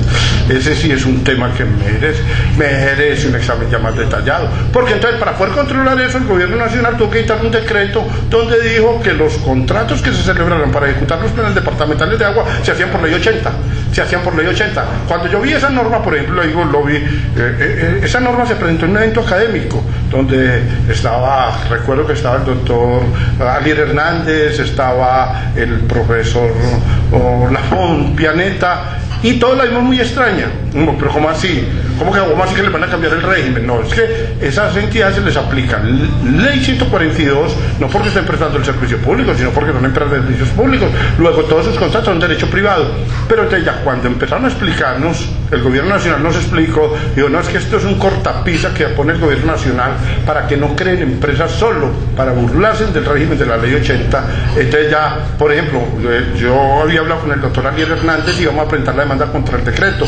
Digo: nosotros no lo demandamos, que lo mande otro, porque si realmente se están formando empresas en el país que se llaman SASP, pero que no prestan ningún servicio público domiciliario, ni realizan ninguna actividad complementaria, y se crean solo con el fin de utilizar el régimen, la pregunta es si se puede crear. Para mí la pregunta es más de fondo. Para mí la pregunta es: ¿se podrán crear este tipo de empresas? Pero esa sí es una excepción. Pero la pregunta tuya directa es esta. Un municipio va a hacer unas obras en la Bocatoma. ¿Por qué? Porque él presta el servicio en gestión directa. ¿Cuándo se presenta? Cuando son las circunstancias del sexto. ¿Cuándo son las circunstancias del sexto? Pequeños municipios que no tienen operador, convocan para que llegue operador, nadie quiere llegar allá. La ley que dice: en ese caso el que presta el servicio es el municipio en gestión directa. La pregunta es: en ese caso a ese municipio se le aplica para eventos contractuales ley 142. Para mí, inequívocamente, sí se le aplica, y creo que el Consejo de Estado lo ha dicho, sí se le aplica ley 142. ¿Por qué? Porque la redacción del 31 que te acabo de leer habla de las entidades estatales, no habla de las empresas de servicios públicos. Esa es una cosa bien interesante, es porque el Consejo, la propia Corte ha dicho esto, ojo, los municipios cuando prestan servicio público son entidad prestadora, y ha dicho sí. Ojo, los municipios cuando prestan servicio público se asimilan a empresa prestadora, la Corte ha dicho no. Cuando la ley habla de empresas, son empresas, ahí no caen los municipios. O sea, si yo llegara a una norma de la ley 142 que habla de las empresas de servicios públicos, esto o aquello, no se la podría aplicar al municipio, porque el municipio es entidad prestadora, pero no es empresa prestadora. En cambio, una empresa industrial y comercial, o una empresa de servicios públicos oficial, o una empresa mixta, sí se le aplicaría la norma. ¿Te confundí? Sí. No, ¿cuál es? Venga, papá, no, como así, como ya, venga. La pregunta es directa. La pregunta que usted hace es directa. Y la pregunta es esta. Un municipio. Ojo, porque si hay que separar la pregunta en dos. Uno es si la entendés. Y dos es si eso no lo puedes admitir, ¿no es cierto? Es como cuando a uno le hablan mal de la mamá. Uno lo entiende, pero no lo admite. Entonces, hay que... Ojo. Entonces, la pregunta es esta. Usted me dice, es el municipio el que va a hacer la obra, va a hacer la canalización, va a hacer la planta de tratamiento, va a traer la conducción. Dice, cuando ese municipio es una entidad pública que va a celebrar un contrato para la prestación de un servicio de los que habla la ley 142. Los contratos que celebra el municipio ahí se someten al artículo 31 de la ley 142. ¿Y qué dice el artículo 31? No aplica el estatuto de la contratación pública, no lo aplica. Eso es lo que dice la norma. Ahora, vos podrías decir, me parece muy inconveniente esa norma. Yo te puedo decir también, estamos de acuerdo, solidaridad combativa, compañero, estamos en desacuerdo, pero la respuesta sí es evidente en los términos de la ley. Ahora, eso representa muy poco ya. Tal vez, no sé quién César se puede presentar, pero en el país cada vez tiende a ser menor. Cada vez que haya un operador que no tiene forma empresarial, sino que es el propio municipio, cada vez queda reducido a muy pequeños municipios o a zonas periféricas de las grandes ciudades, porque además el propio ministerio ha estimulado de que sean más bien comunidades organizadas. Más bien la lógica hoy es o son empresas o son comunidades organizadas, pero que no sea el municipio que tiene un montón de externalidades gestionando ese tipo de recursos. Voy a... no, tranquilo, dale. Que tocó el tema de las empresas departamentales de agua. Ellos a veces cuelgan pliegos de se va por ley 80, y se va por ley 142. O sea, a veces como que ellos también se confunden y contraen los pliegos. Claro, porque como el gobierno nacional lo que les determinó fue la destinación de los recursos, entonces ya habría que ver, porque los que ellos tienen que hacer por ley 80 son los que se originan en recursos del Sistema General de Participación, pero entonces como ellos pueden gestionar de pronto otro tipo de recursos, entonces los hacen de acuerdo con su naturaleza jurídica. La gran realidad es que eso siempre se debe haber hecho por ley 142, y la gran realidad es que el decreto, todos siempre, y una vez se publicó, todos dijimos es un decreto de muy dudosa ortografía. Ese decreto no podía cambiarle vía decreto el régimen jurídico fijado por la ley. ¿Cómo lo van a cambiar por decreto? Sin embargo, aparecieron razones ya de conveniencia que las explicará el gobierno, que hicieron que las personas que miramos el tema desde la perspectiva académica dijimos, ¿sabe qué? Es mejor no meterse uno, porque si lo que se trata es de preservar que empresas no se creen en el país para burlarse de la ley 80, y si lo que se trata es de evitar que hayan empresas de servicios públicos que no presten servicios públicos, pero entonces uno no debiera ser un obstáculo a un fin tan noble como ese, sin decir que por eso se volvió legal. Eso seguirá siendo ilegal, y no se podría aplicar. Miren esto que tan interesante. La ley 142, en el artículo 113, dice lo siguiente, dice el artículo 113, dice, todos los actos que produzcan las autoridades del sector, salvo que provengan de un ministro, de la máxima autoridad de una organización o del superintendente, tienen recurso de reposición y apelación. Ojo, y enseguida llega y dice, en los casos en que haya delegación, hay apelación ante el delegante. Ojo con el lío. La ley 142, en el artículo 113, hace un reconocimiento de una regla que es un poco antitécnica, y es que cuando hubo delegación, se puede apelar el acto del delegado ante el delegante. Eso lo dice el artículo 113. Y eso va a ser muy importante para todas las empresas. ¿Por qué? Porque la Superintendencia de Servicios Públicos funciona por delegación. porque es que el superintendente en agua no es un superintendente nombrado para agua, sino que es delegado para agua y ejerce funciones del superintendente general. El superintendente de la costa, ustedes dependen del de la costa, el de Barranquilla, ojo, ese no ejerce funciones propias, esa función, y él se llama el superintendente delegado regional, él es delegado. Entonces la pregunta que surgía era esta: entonces, cuando el superintendente en Barranquilla toma decisiones, ojo, como él es un delegado que está ejerciendo funciones que son propias del superintendente general, habrá apelación ante el superintendente general. Surgió la duda. Entonces, pues ¿qué es lo que dice la norma? Entonces leyó la norma y la norma decía eso. En medio de la discusión académica, salió la ley 489. Y la ley 489, en el artículo 12 y siguientes, reglamentó la delegación. Y dijo que no hay apelación en los casos de delegación ante el delegante. Dijo la ley 489. Dijo, no, cuando hay delegación, pues es un principio general, el delegado actúa como que si él fuera el delegante y no tiene sentido que se apele frente al mismo. Ya le podrá interponer reposición, pero no le podrá poner apelación, pues porque el delegado actúa en términos del delegante. Sin embargo, surgió esta duda, que es la duda que hoy tenemos, y es, momentico, pero es que la ley 489 general. La ley 489 sí podía haber modificado a la ley 142. La ley 489, ley general posterior, sí podía haber derogado. Siempre tuvimos la inquietud, siempre hemos tenido la inquietud, pero recientemente hemos tenido dos pronunciamientos judiciales, uno no tan reciente, uno ya un poco más viejo de Medellín y uno reciente de Manizales. ¿Qué pasó ahí? La superintendencia sancionó a Empresas Varias de Medellín y la sancionó con una sanción ya económicamente fuerte, porque eso, cuando la sanción es baja, pues las empresas no se aguantan, pero resulta que la sanción fue una sanción bastante fuerte, y el apoderado en ese caso de Empresas Varias de Medellín era el doctor Alier Hernández. El doctor Alier, cuando le notificaron la multa, él interpuso recurso de reposición y en subsidio presentó apelación. No se la concedieron en la notificación, no le notificaron, pero la interpuso la apelación. Digo, interpongo la apelación a pesar de que no me la concedieron, porque es que es de la ley y no de la notificación. La superintendencia vino y le resolvió la reposición y le rechazó la apelación. Entonces el que hizo se fue en recurso de queja ante el superior. ¿Sabe qué? Voy con el superior en queja. ¿Por qué? Porque cuando hay apelación y no me la conceden, tengo derecho a la queja. Él se fue en queja.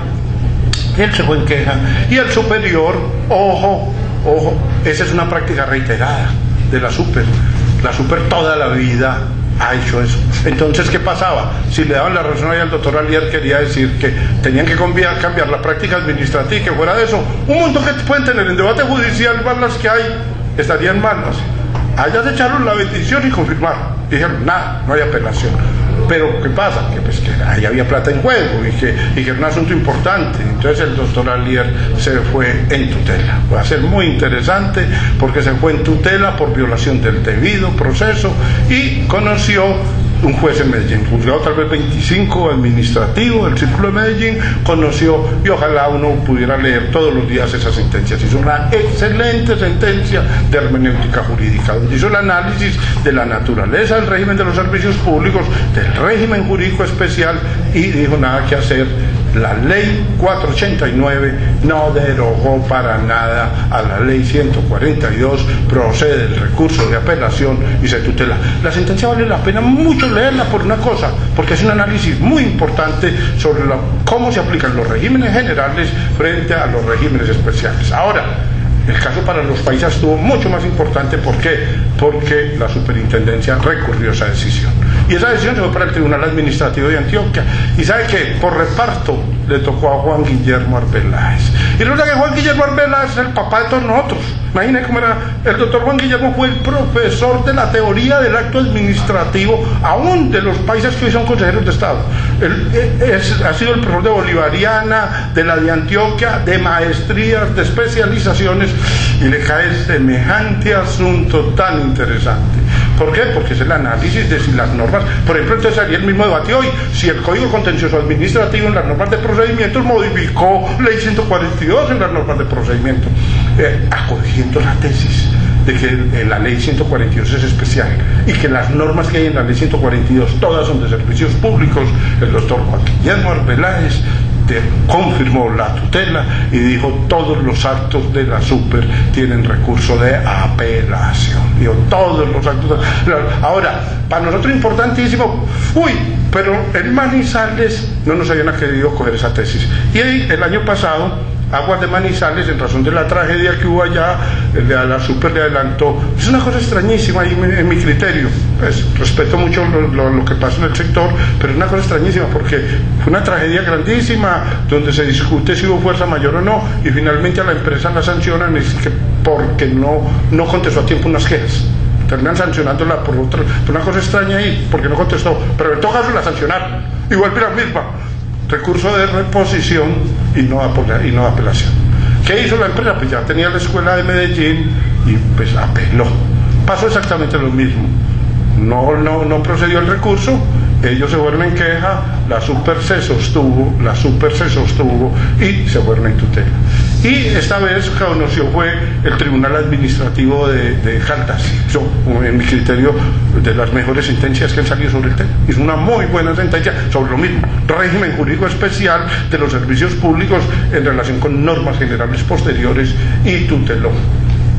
Ahí queda un tema pendiente para mirar, hoy no lo vamos a hablar todos, que es bien interesante, y es la modulación de sentencias. ¿Por qué?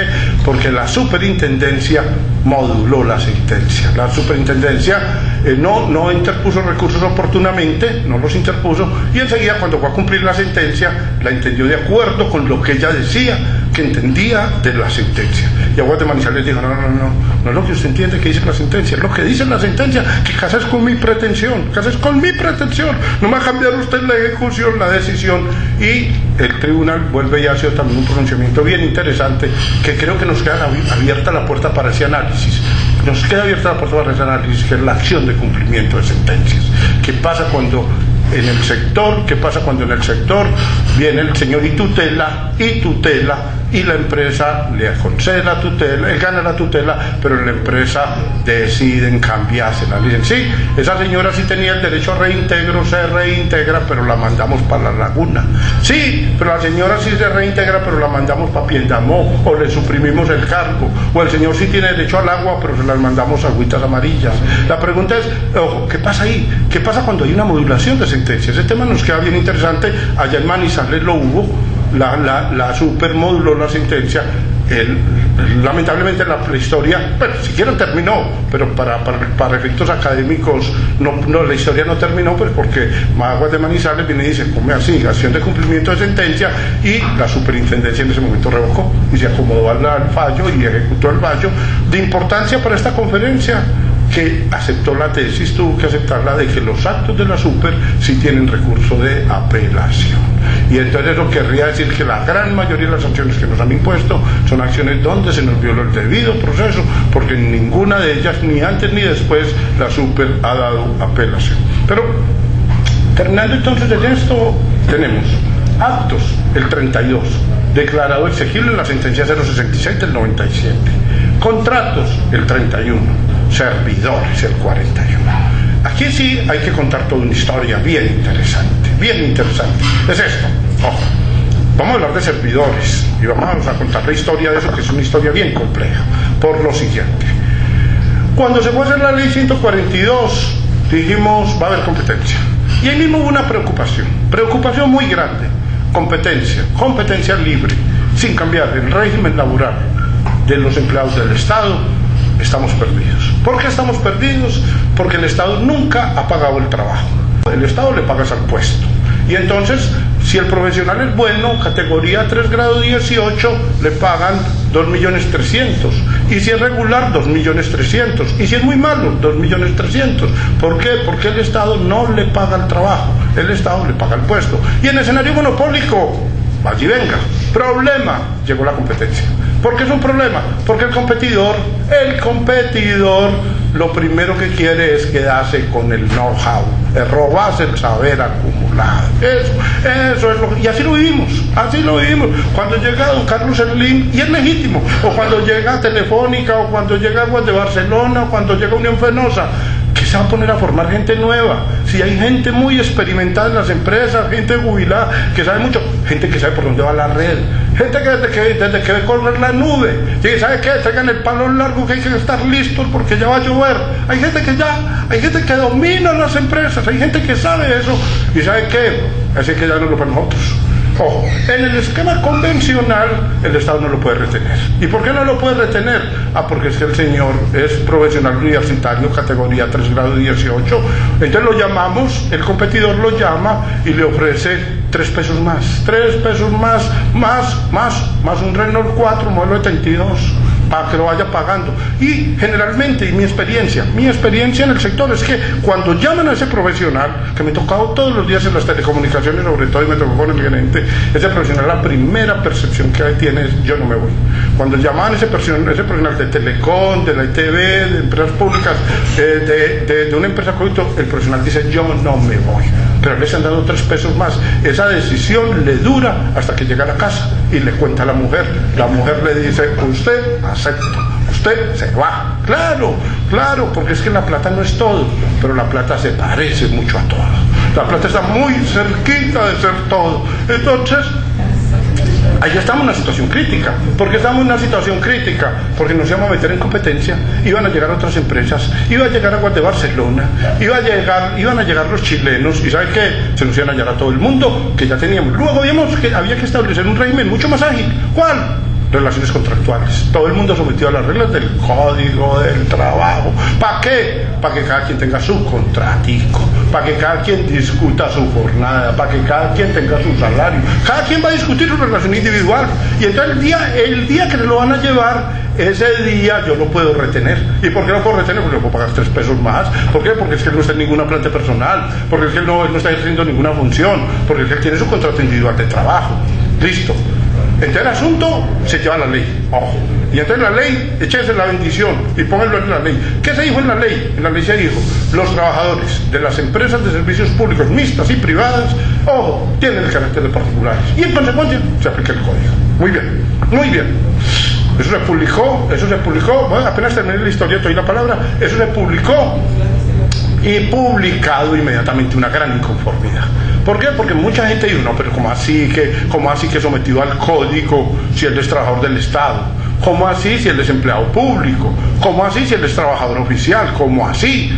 Y demandaron el 41. Demandaron el artículo 41 de la ley 142, fue demandado. Y viene la Corte Constitucional y hace una sentencia histórica, la 318/96.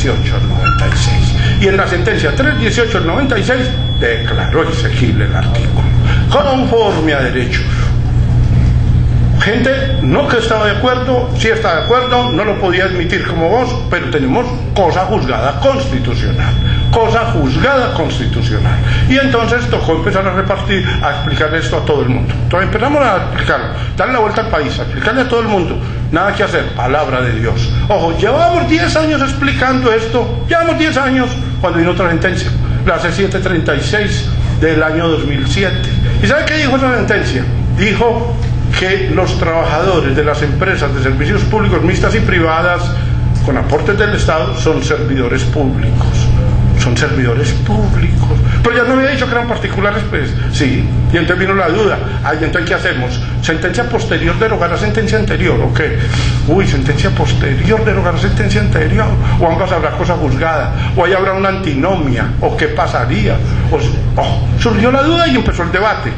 Estábamos en medio de debate cuando salió la ley de Ecopetrol, la 1118, y en esa ley, en el artículo 7º, se incluyó un artículo que dice esto: los servidores públicos de Ecopetrol son particulares. Lo dijo ya la ley. Oiga, lo dijo la ley.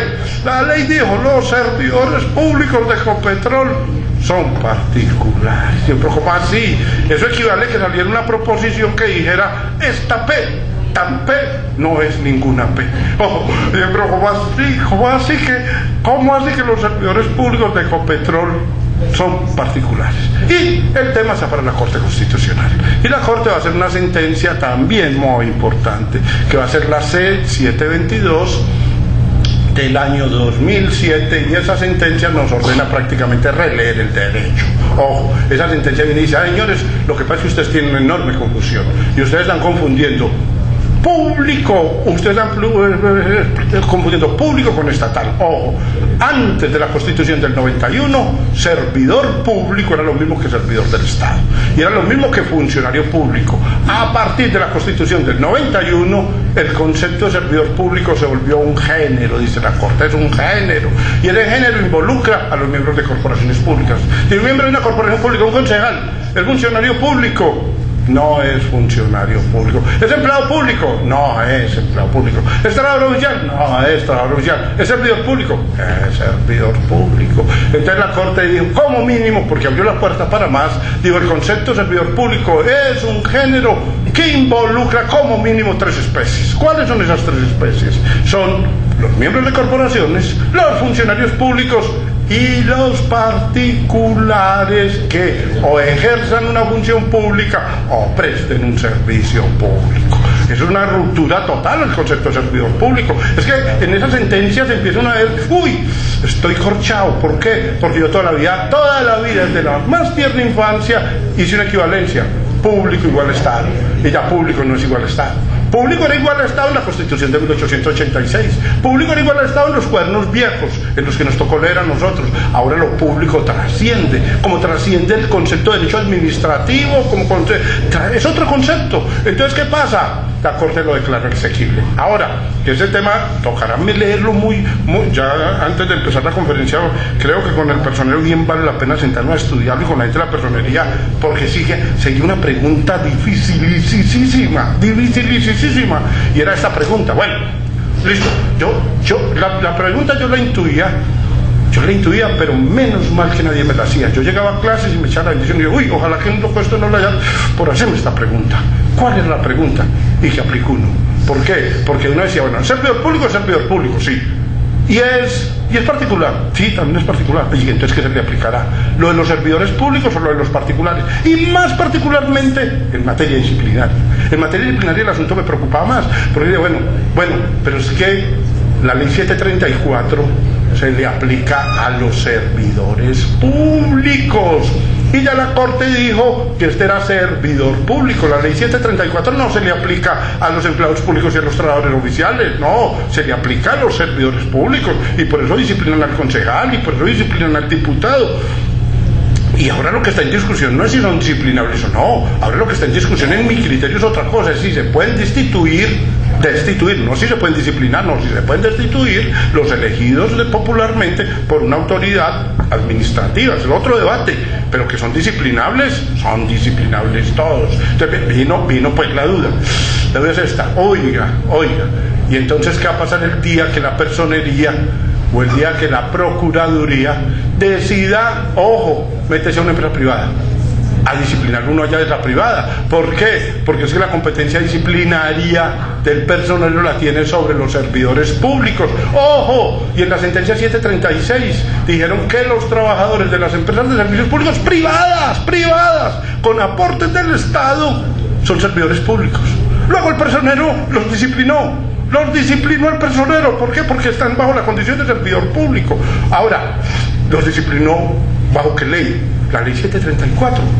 Claro, porque si la ley 734 se aplica a todos los servidores públicos. Bueno, gracias a Dios nunca nadie me preguntó eso. Yo llegaba a la clase y pasaba ese punto de derecho. Sin embargo, el punto se ha esclarecido. ¿Y por qué se ha esclarecido? Porque el tema llegó a la Corte Constitucional, y la Corte Constitucional dictó una sentencia, también hay que leerla por el método de la sentencia, que es la sentencia C-338 del año 2011. Esa sentencia hay que leerla aún para casos distintos de ese. ¿Por qué? Porque la Corte primero hace un análisis de lo que es mixto. Hay que leerla, que es mixto, que es una sociedad de economía mixta, que es una empresa de servicios públicos mixta, hace el análisis, pero llega al punto que nos interesa. ¿Cuál es el punto que nos interesa? El punto que nos interesa es si a un trabajador particular, y hoy estamos hablando de un particular, que tiene la condición de servidor público, se le aplica o no se le aplica la ley 734. Y la Corte hace este razonamiento en mitad del camino. Y ella dice, bueno, yo puedo hacer el siguiente razonamiento, dice la Corte, Primero, los trabajadores de las empresas de servicios públicos mixtas son particulares. Eso es verdad. Los trabajadores de las empresas de servicios públicos mixtas son servidores públicos, ojo, con naturaleza y régimen jurídico especial. La Corte dice, son servidores públicos, pero se les aplica su régimen especial. ¿Cuál? Ley 142.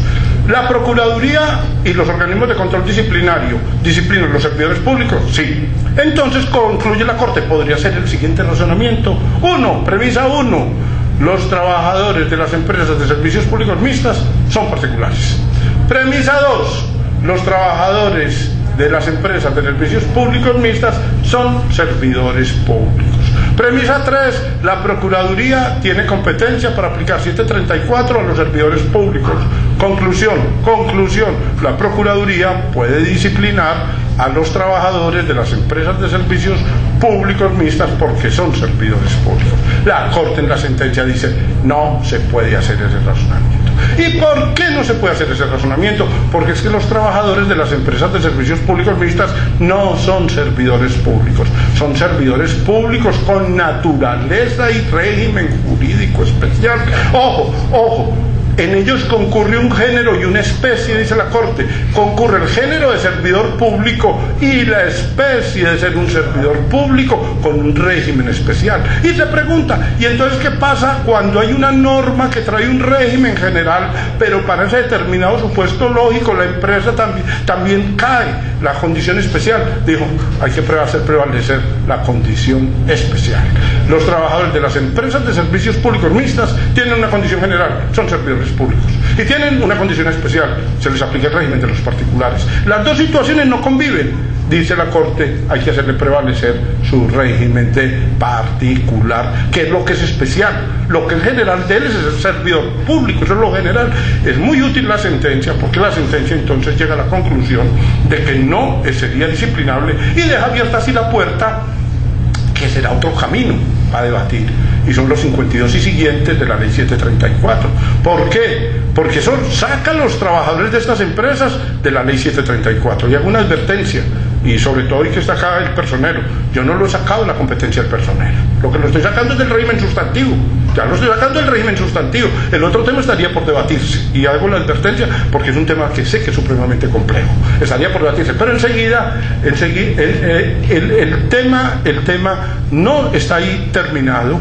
¿Por qué? Pues porque entonces habría que establecer cuál es el régimen disciplinario aplicable a eso. Ahora, si en estas empresas tienen su reglamento interno de trabajo y aplican el reglamento interno de trabajo, pues ese es el régimen disciplinario propio. Y ahí sí caemos en esta, que es el punto hacia donde quería seguir. Todos los particulares. Y yo creo que el procurador, esta semana celebré yo eso, porque el procurador dijo, le voy a meter la mano a las fallas en telefonía móvil celular de los operadores privados. ¿Por qué? Porque es que ya sí se abre un boquete, y es las competencias y potestades disciplinarias de la Procuraduría sobre los particulares que ejercen función pública o prestan servicio público. Ya ese es otro cuento, ¿por qué? Porque entonces ya ahí sí habría que decir, un momentico, pero es que sí queda la potestad disciplinaria, pero la del 52 y siguientes. O sea, artículos 52 y siguientes de la ley 734, que es potestad disciplinaria sobre particulares. Es que los particulares también son disciplinables. Pero entonces viene la regla, ojo, son disciplinables, pero solo en cuanto ejercen función pública. Entonces ya arranca otro debate bien interesante, y es cuando en una empresa de estas se ejerce y cuando no se ejerce función pública. Y entonces ahí vamos a tener 3 o 4 sentencias de referencia. Vamos a tener la 037 del 2003, la 558 del 2001 y la propia 338 del año 2011, que precisan que si bien prestar servicio público no es ejercer función pública, en algunos casos específicos sí va a ser ejercer función pública. ¿Y cuándo va a ser ejercer función pública? Va a ser ejercer función pública, ojo, cuando se ejerce función pública. Ojo, que es bien interesante esa doctrina de la Corte.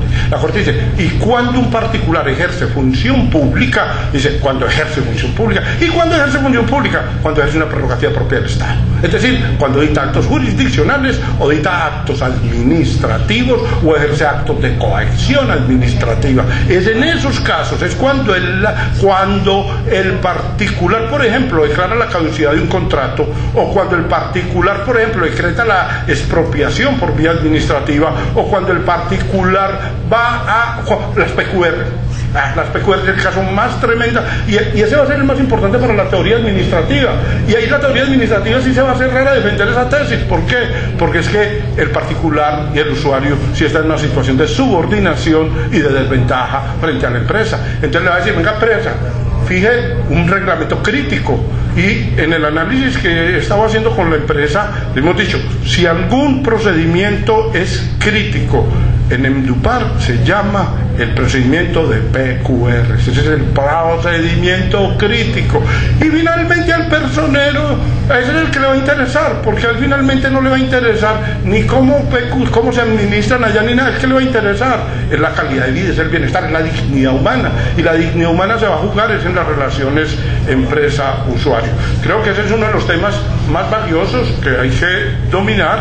Hice las referencias de las sentencias que hay que leer. Creo que la sentencia 338 nos puso al día y creo que es una de las que más nos permiten esclarecer el tema. Las decisiones las toma la empresa en sede empresarial. Yo tomo mis decisiones. Y, ojo, las decisiones mías tienen recurso de reposición ante mí y recurso de apelación ante la super. Ojo, cuando entró en vigencia esa norma, la norma la demandaron. ¿Por qué la demandaron? Porque momentico, esa norma viola el principio de la autodeterminación de la personalidad jurídica.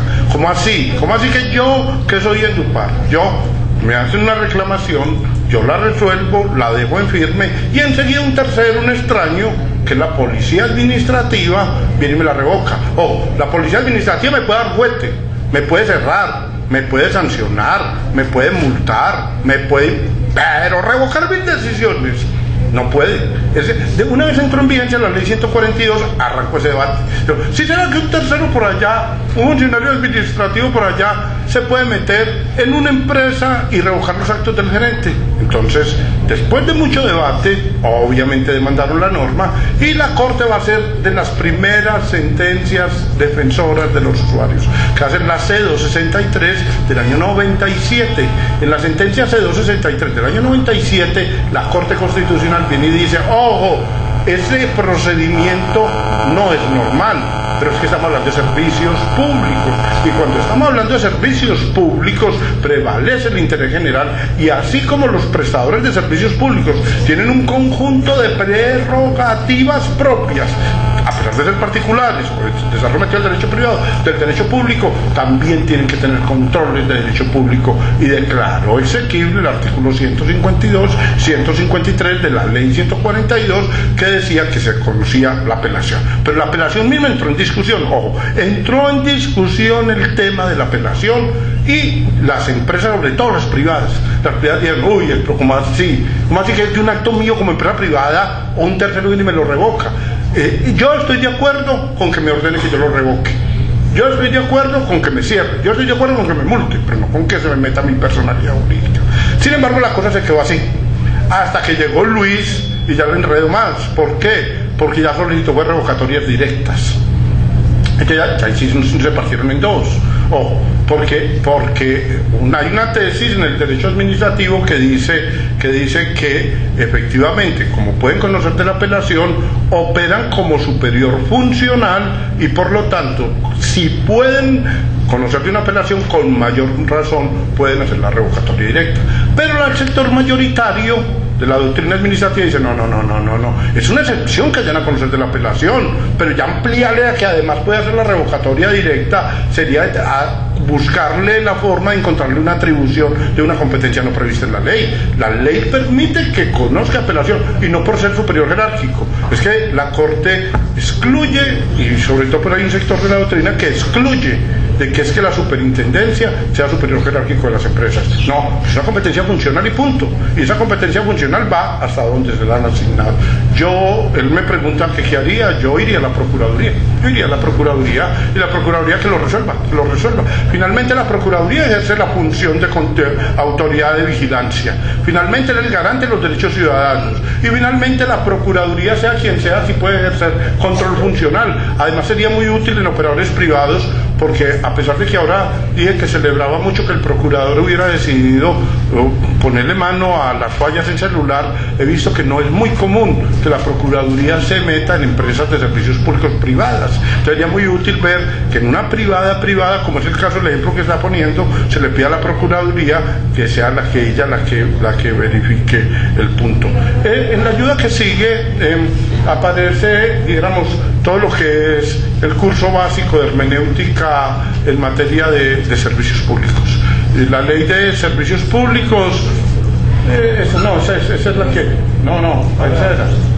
La ley de servicios públicos, en esa. No, la siguiente.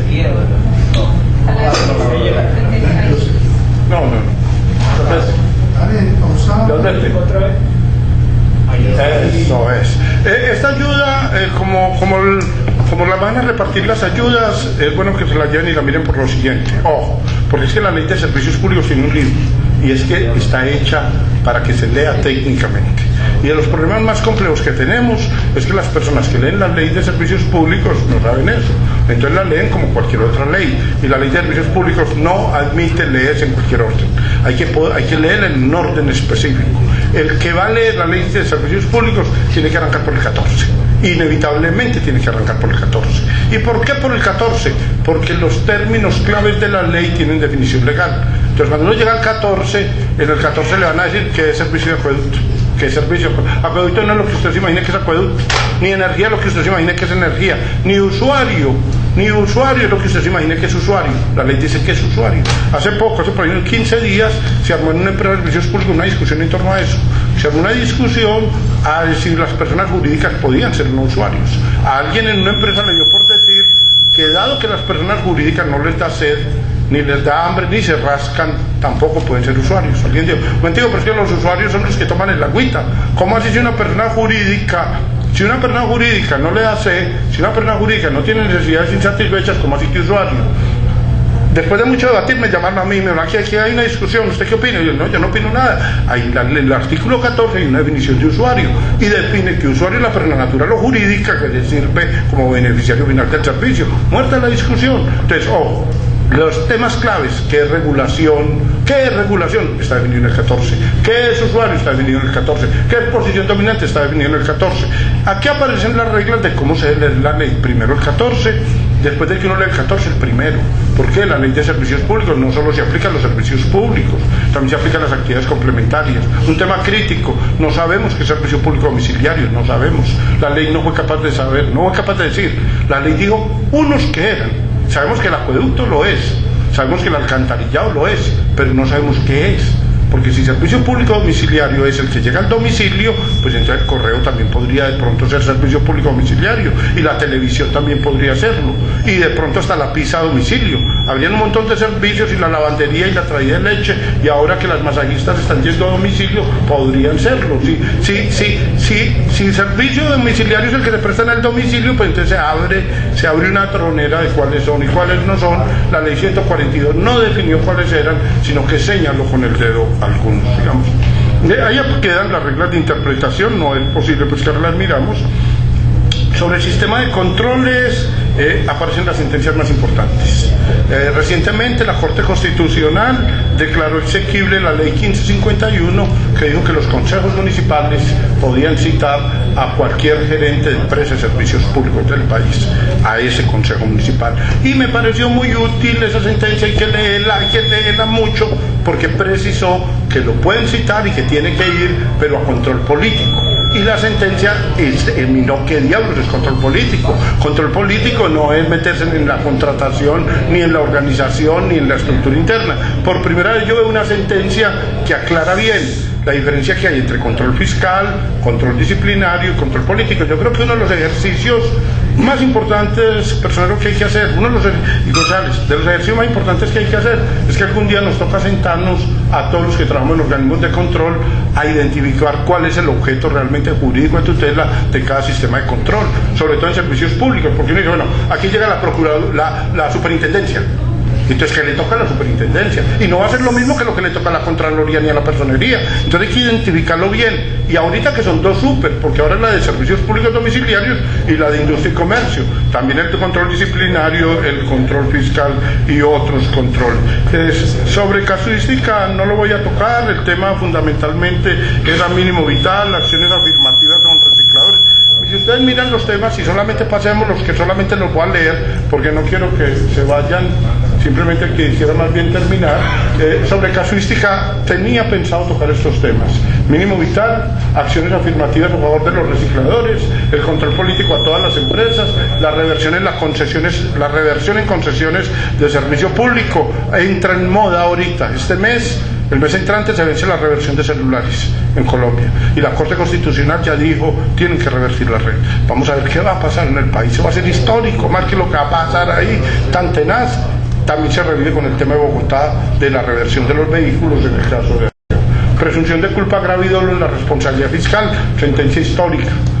Yo personalmente pensaba que esas normas la Corte las iba a declarar inexequibles, pero no, realmente las declaró exequibles, regulación asimétrica y los poderes del juez. Muchachos, lamentablemente no pudimos comenzar muy puntuales, pero creo que el eje central de la sesión de trabajo, pasar hasta para la última, lo hemos podido tocar, y además no se tocaron todos los puntos por una razón poderosísima que yo tengo en estas sesiones de trabajo, para no tocarlas todas, y es dejar tema empezado para la próxima vez. Muchachos, muchísimas gracias. Un nuevo tiempo en el valle se siente, la esperanza que tiene su gente. El momento del cambio llegó, para que en el valle se viva mejor. En cultura, salud y en educación, Valle nuestro será mejor. El progreso que trae oportunidad, todos juntos a trabajar. Transformando Valledupar, transformando Valledupar. Con transparencia y honestidad, transformando Valledupar. Un compromiso social, transformando Valledupar. Con igualdad y equidad, transformando Valledupar. En tu Par TV.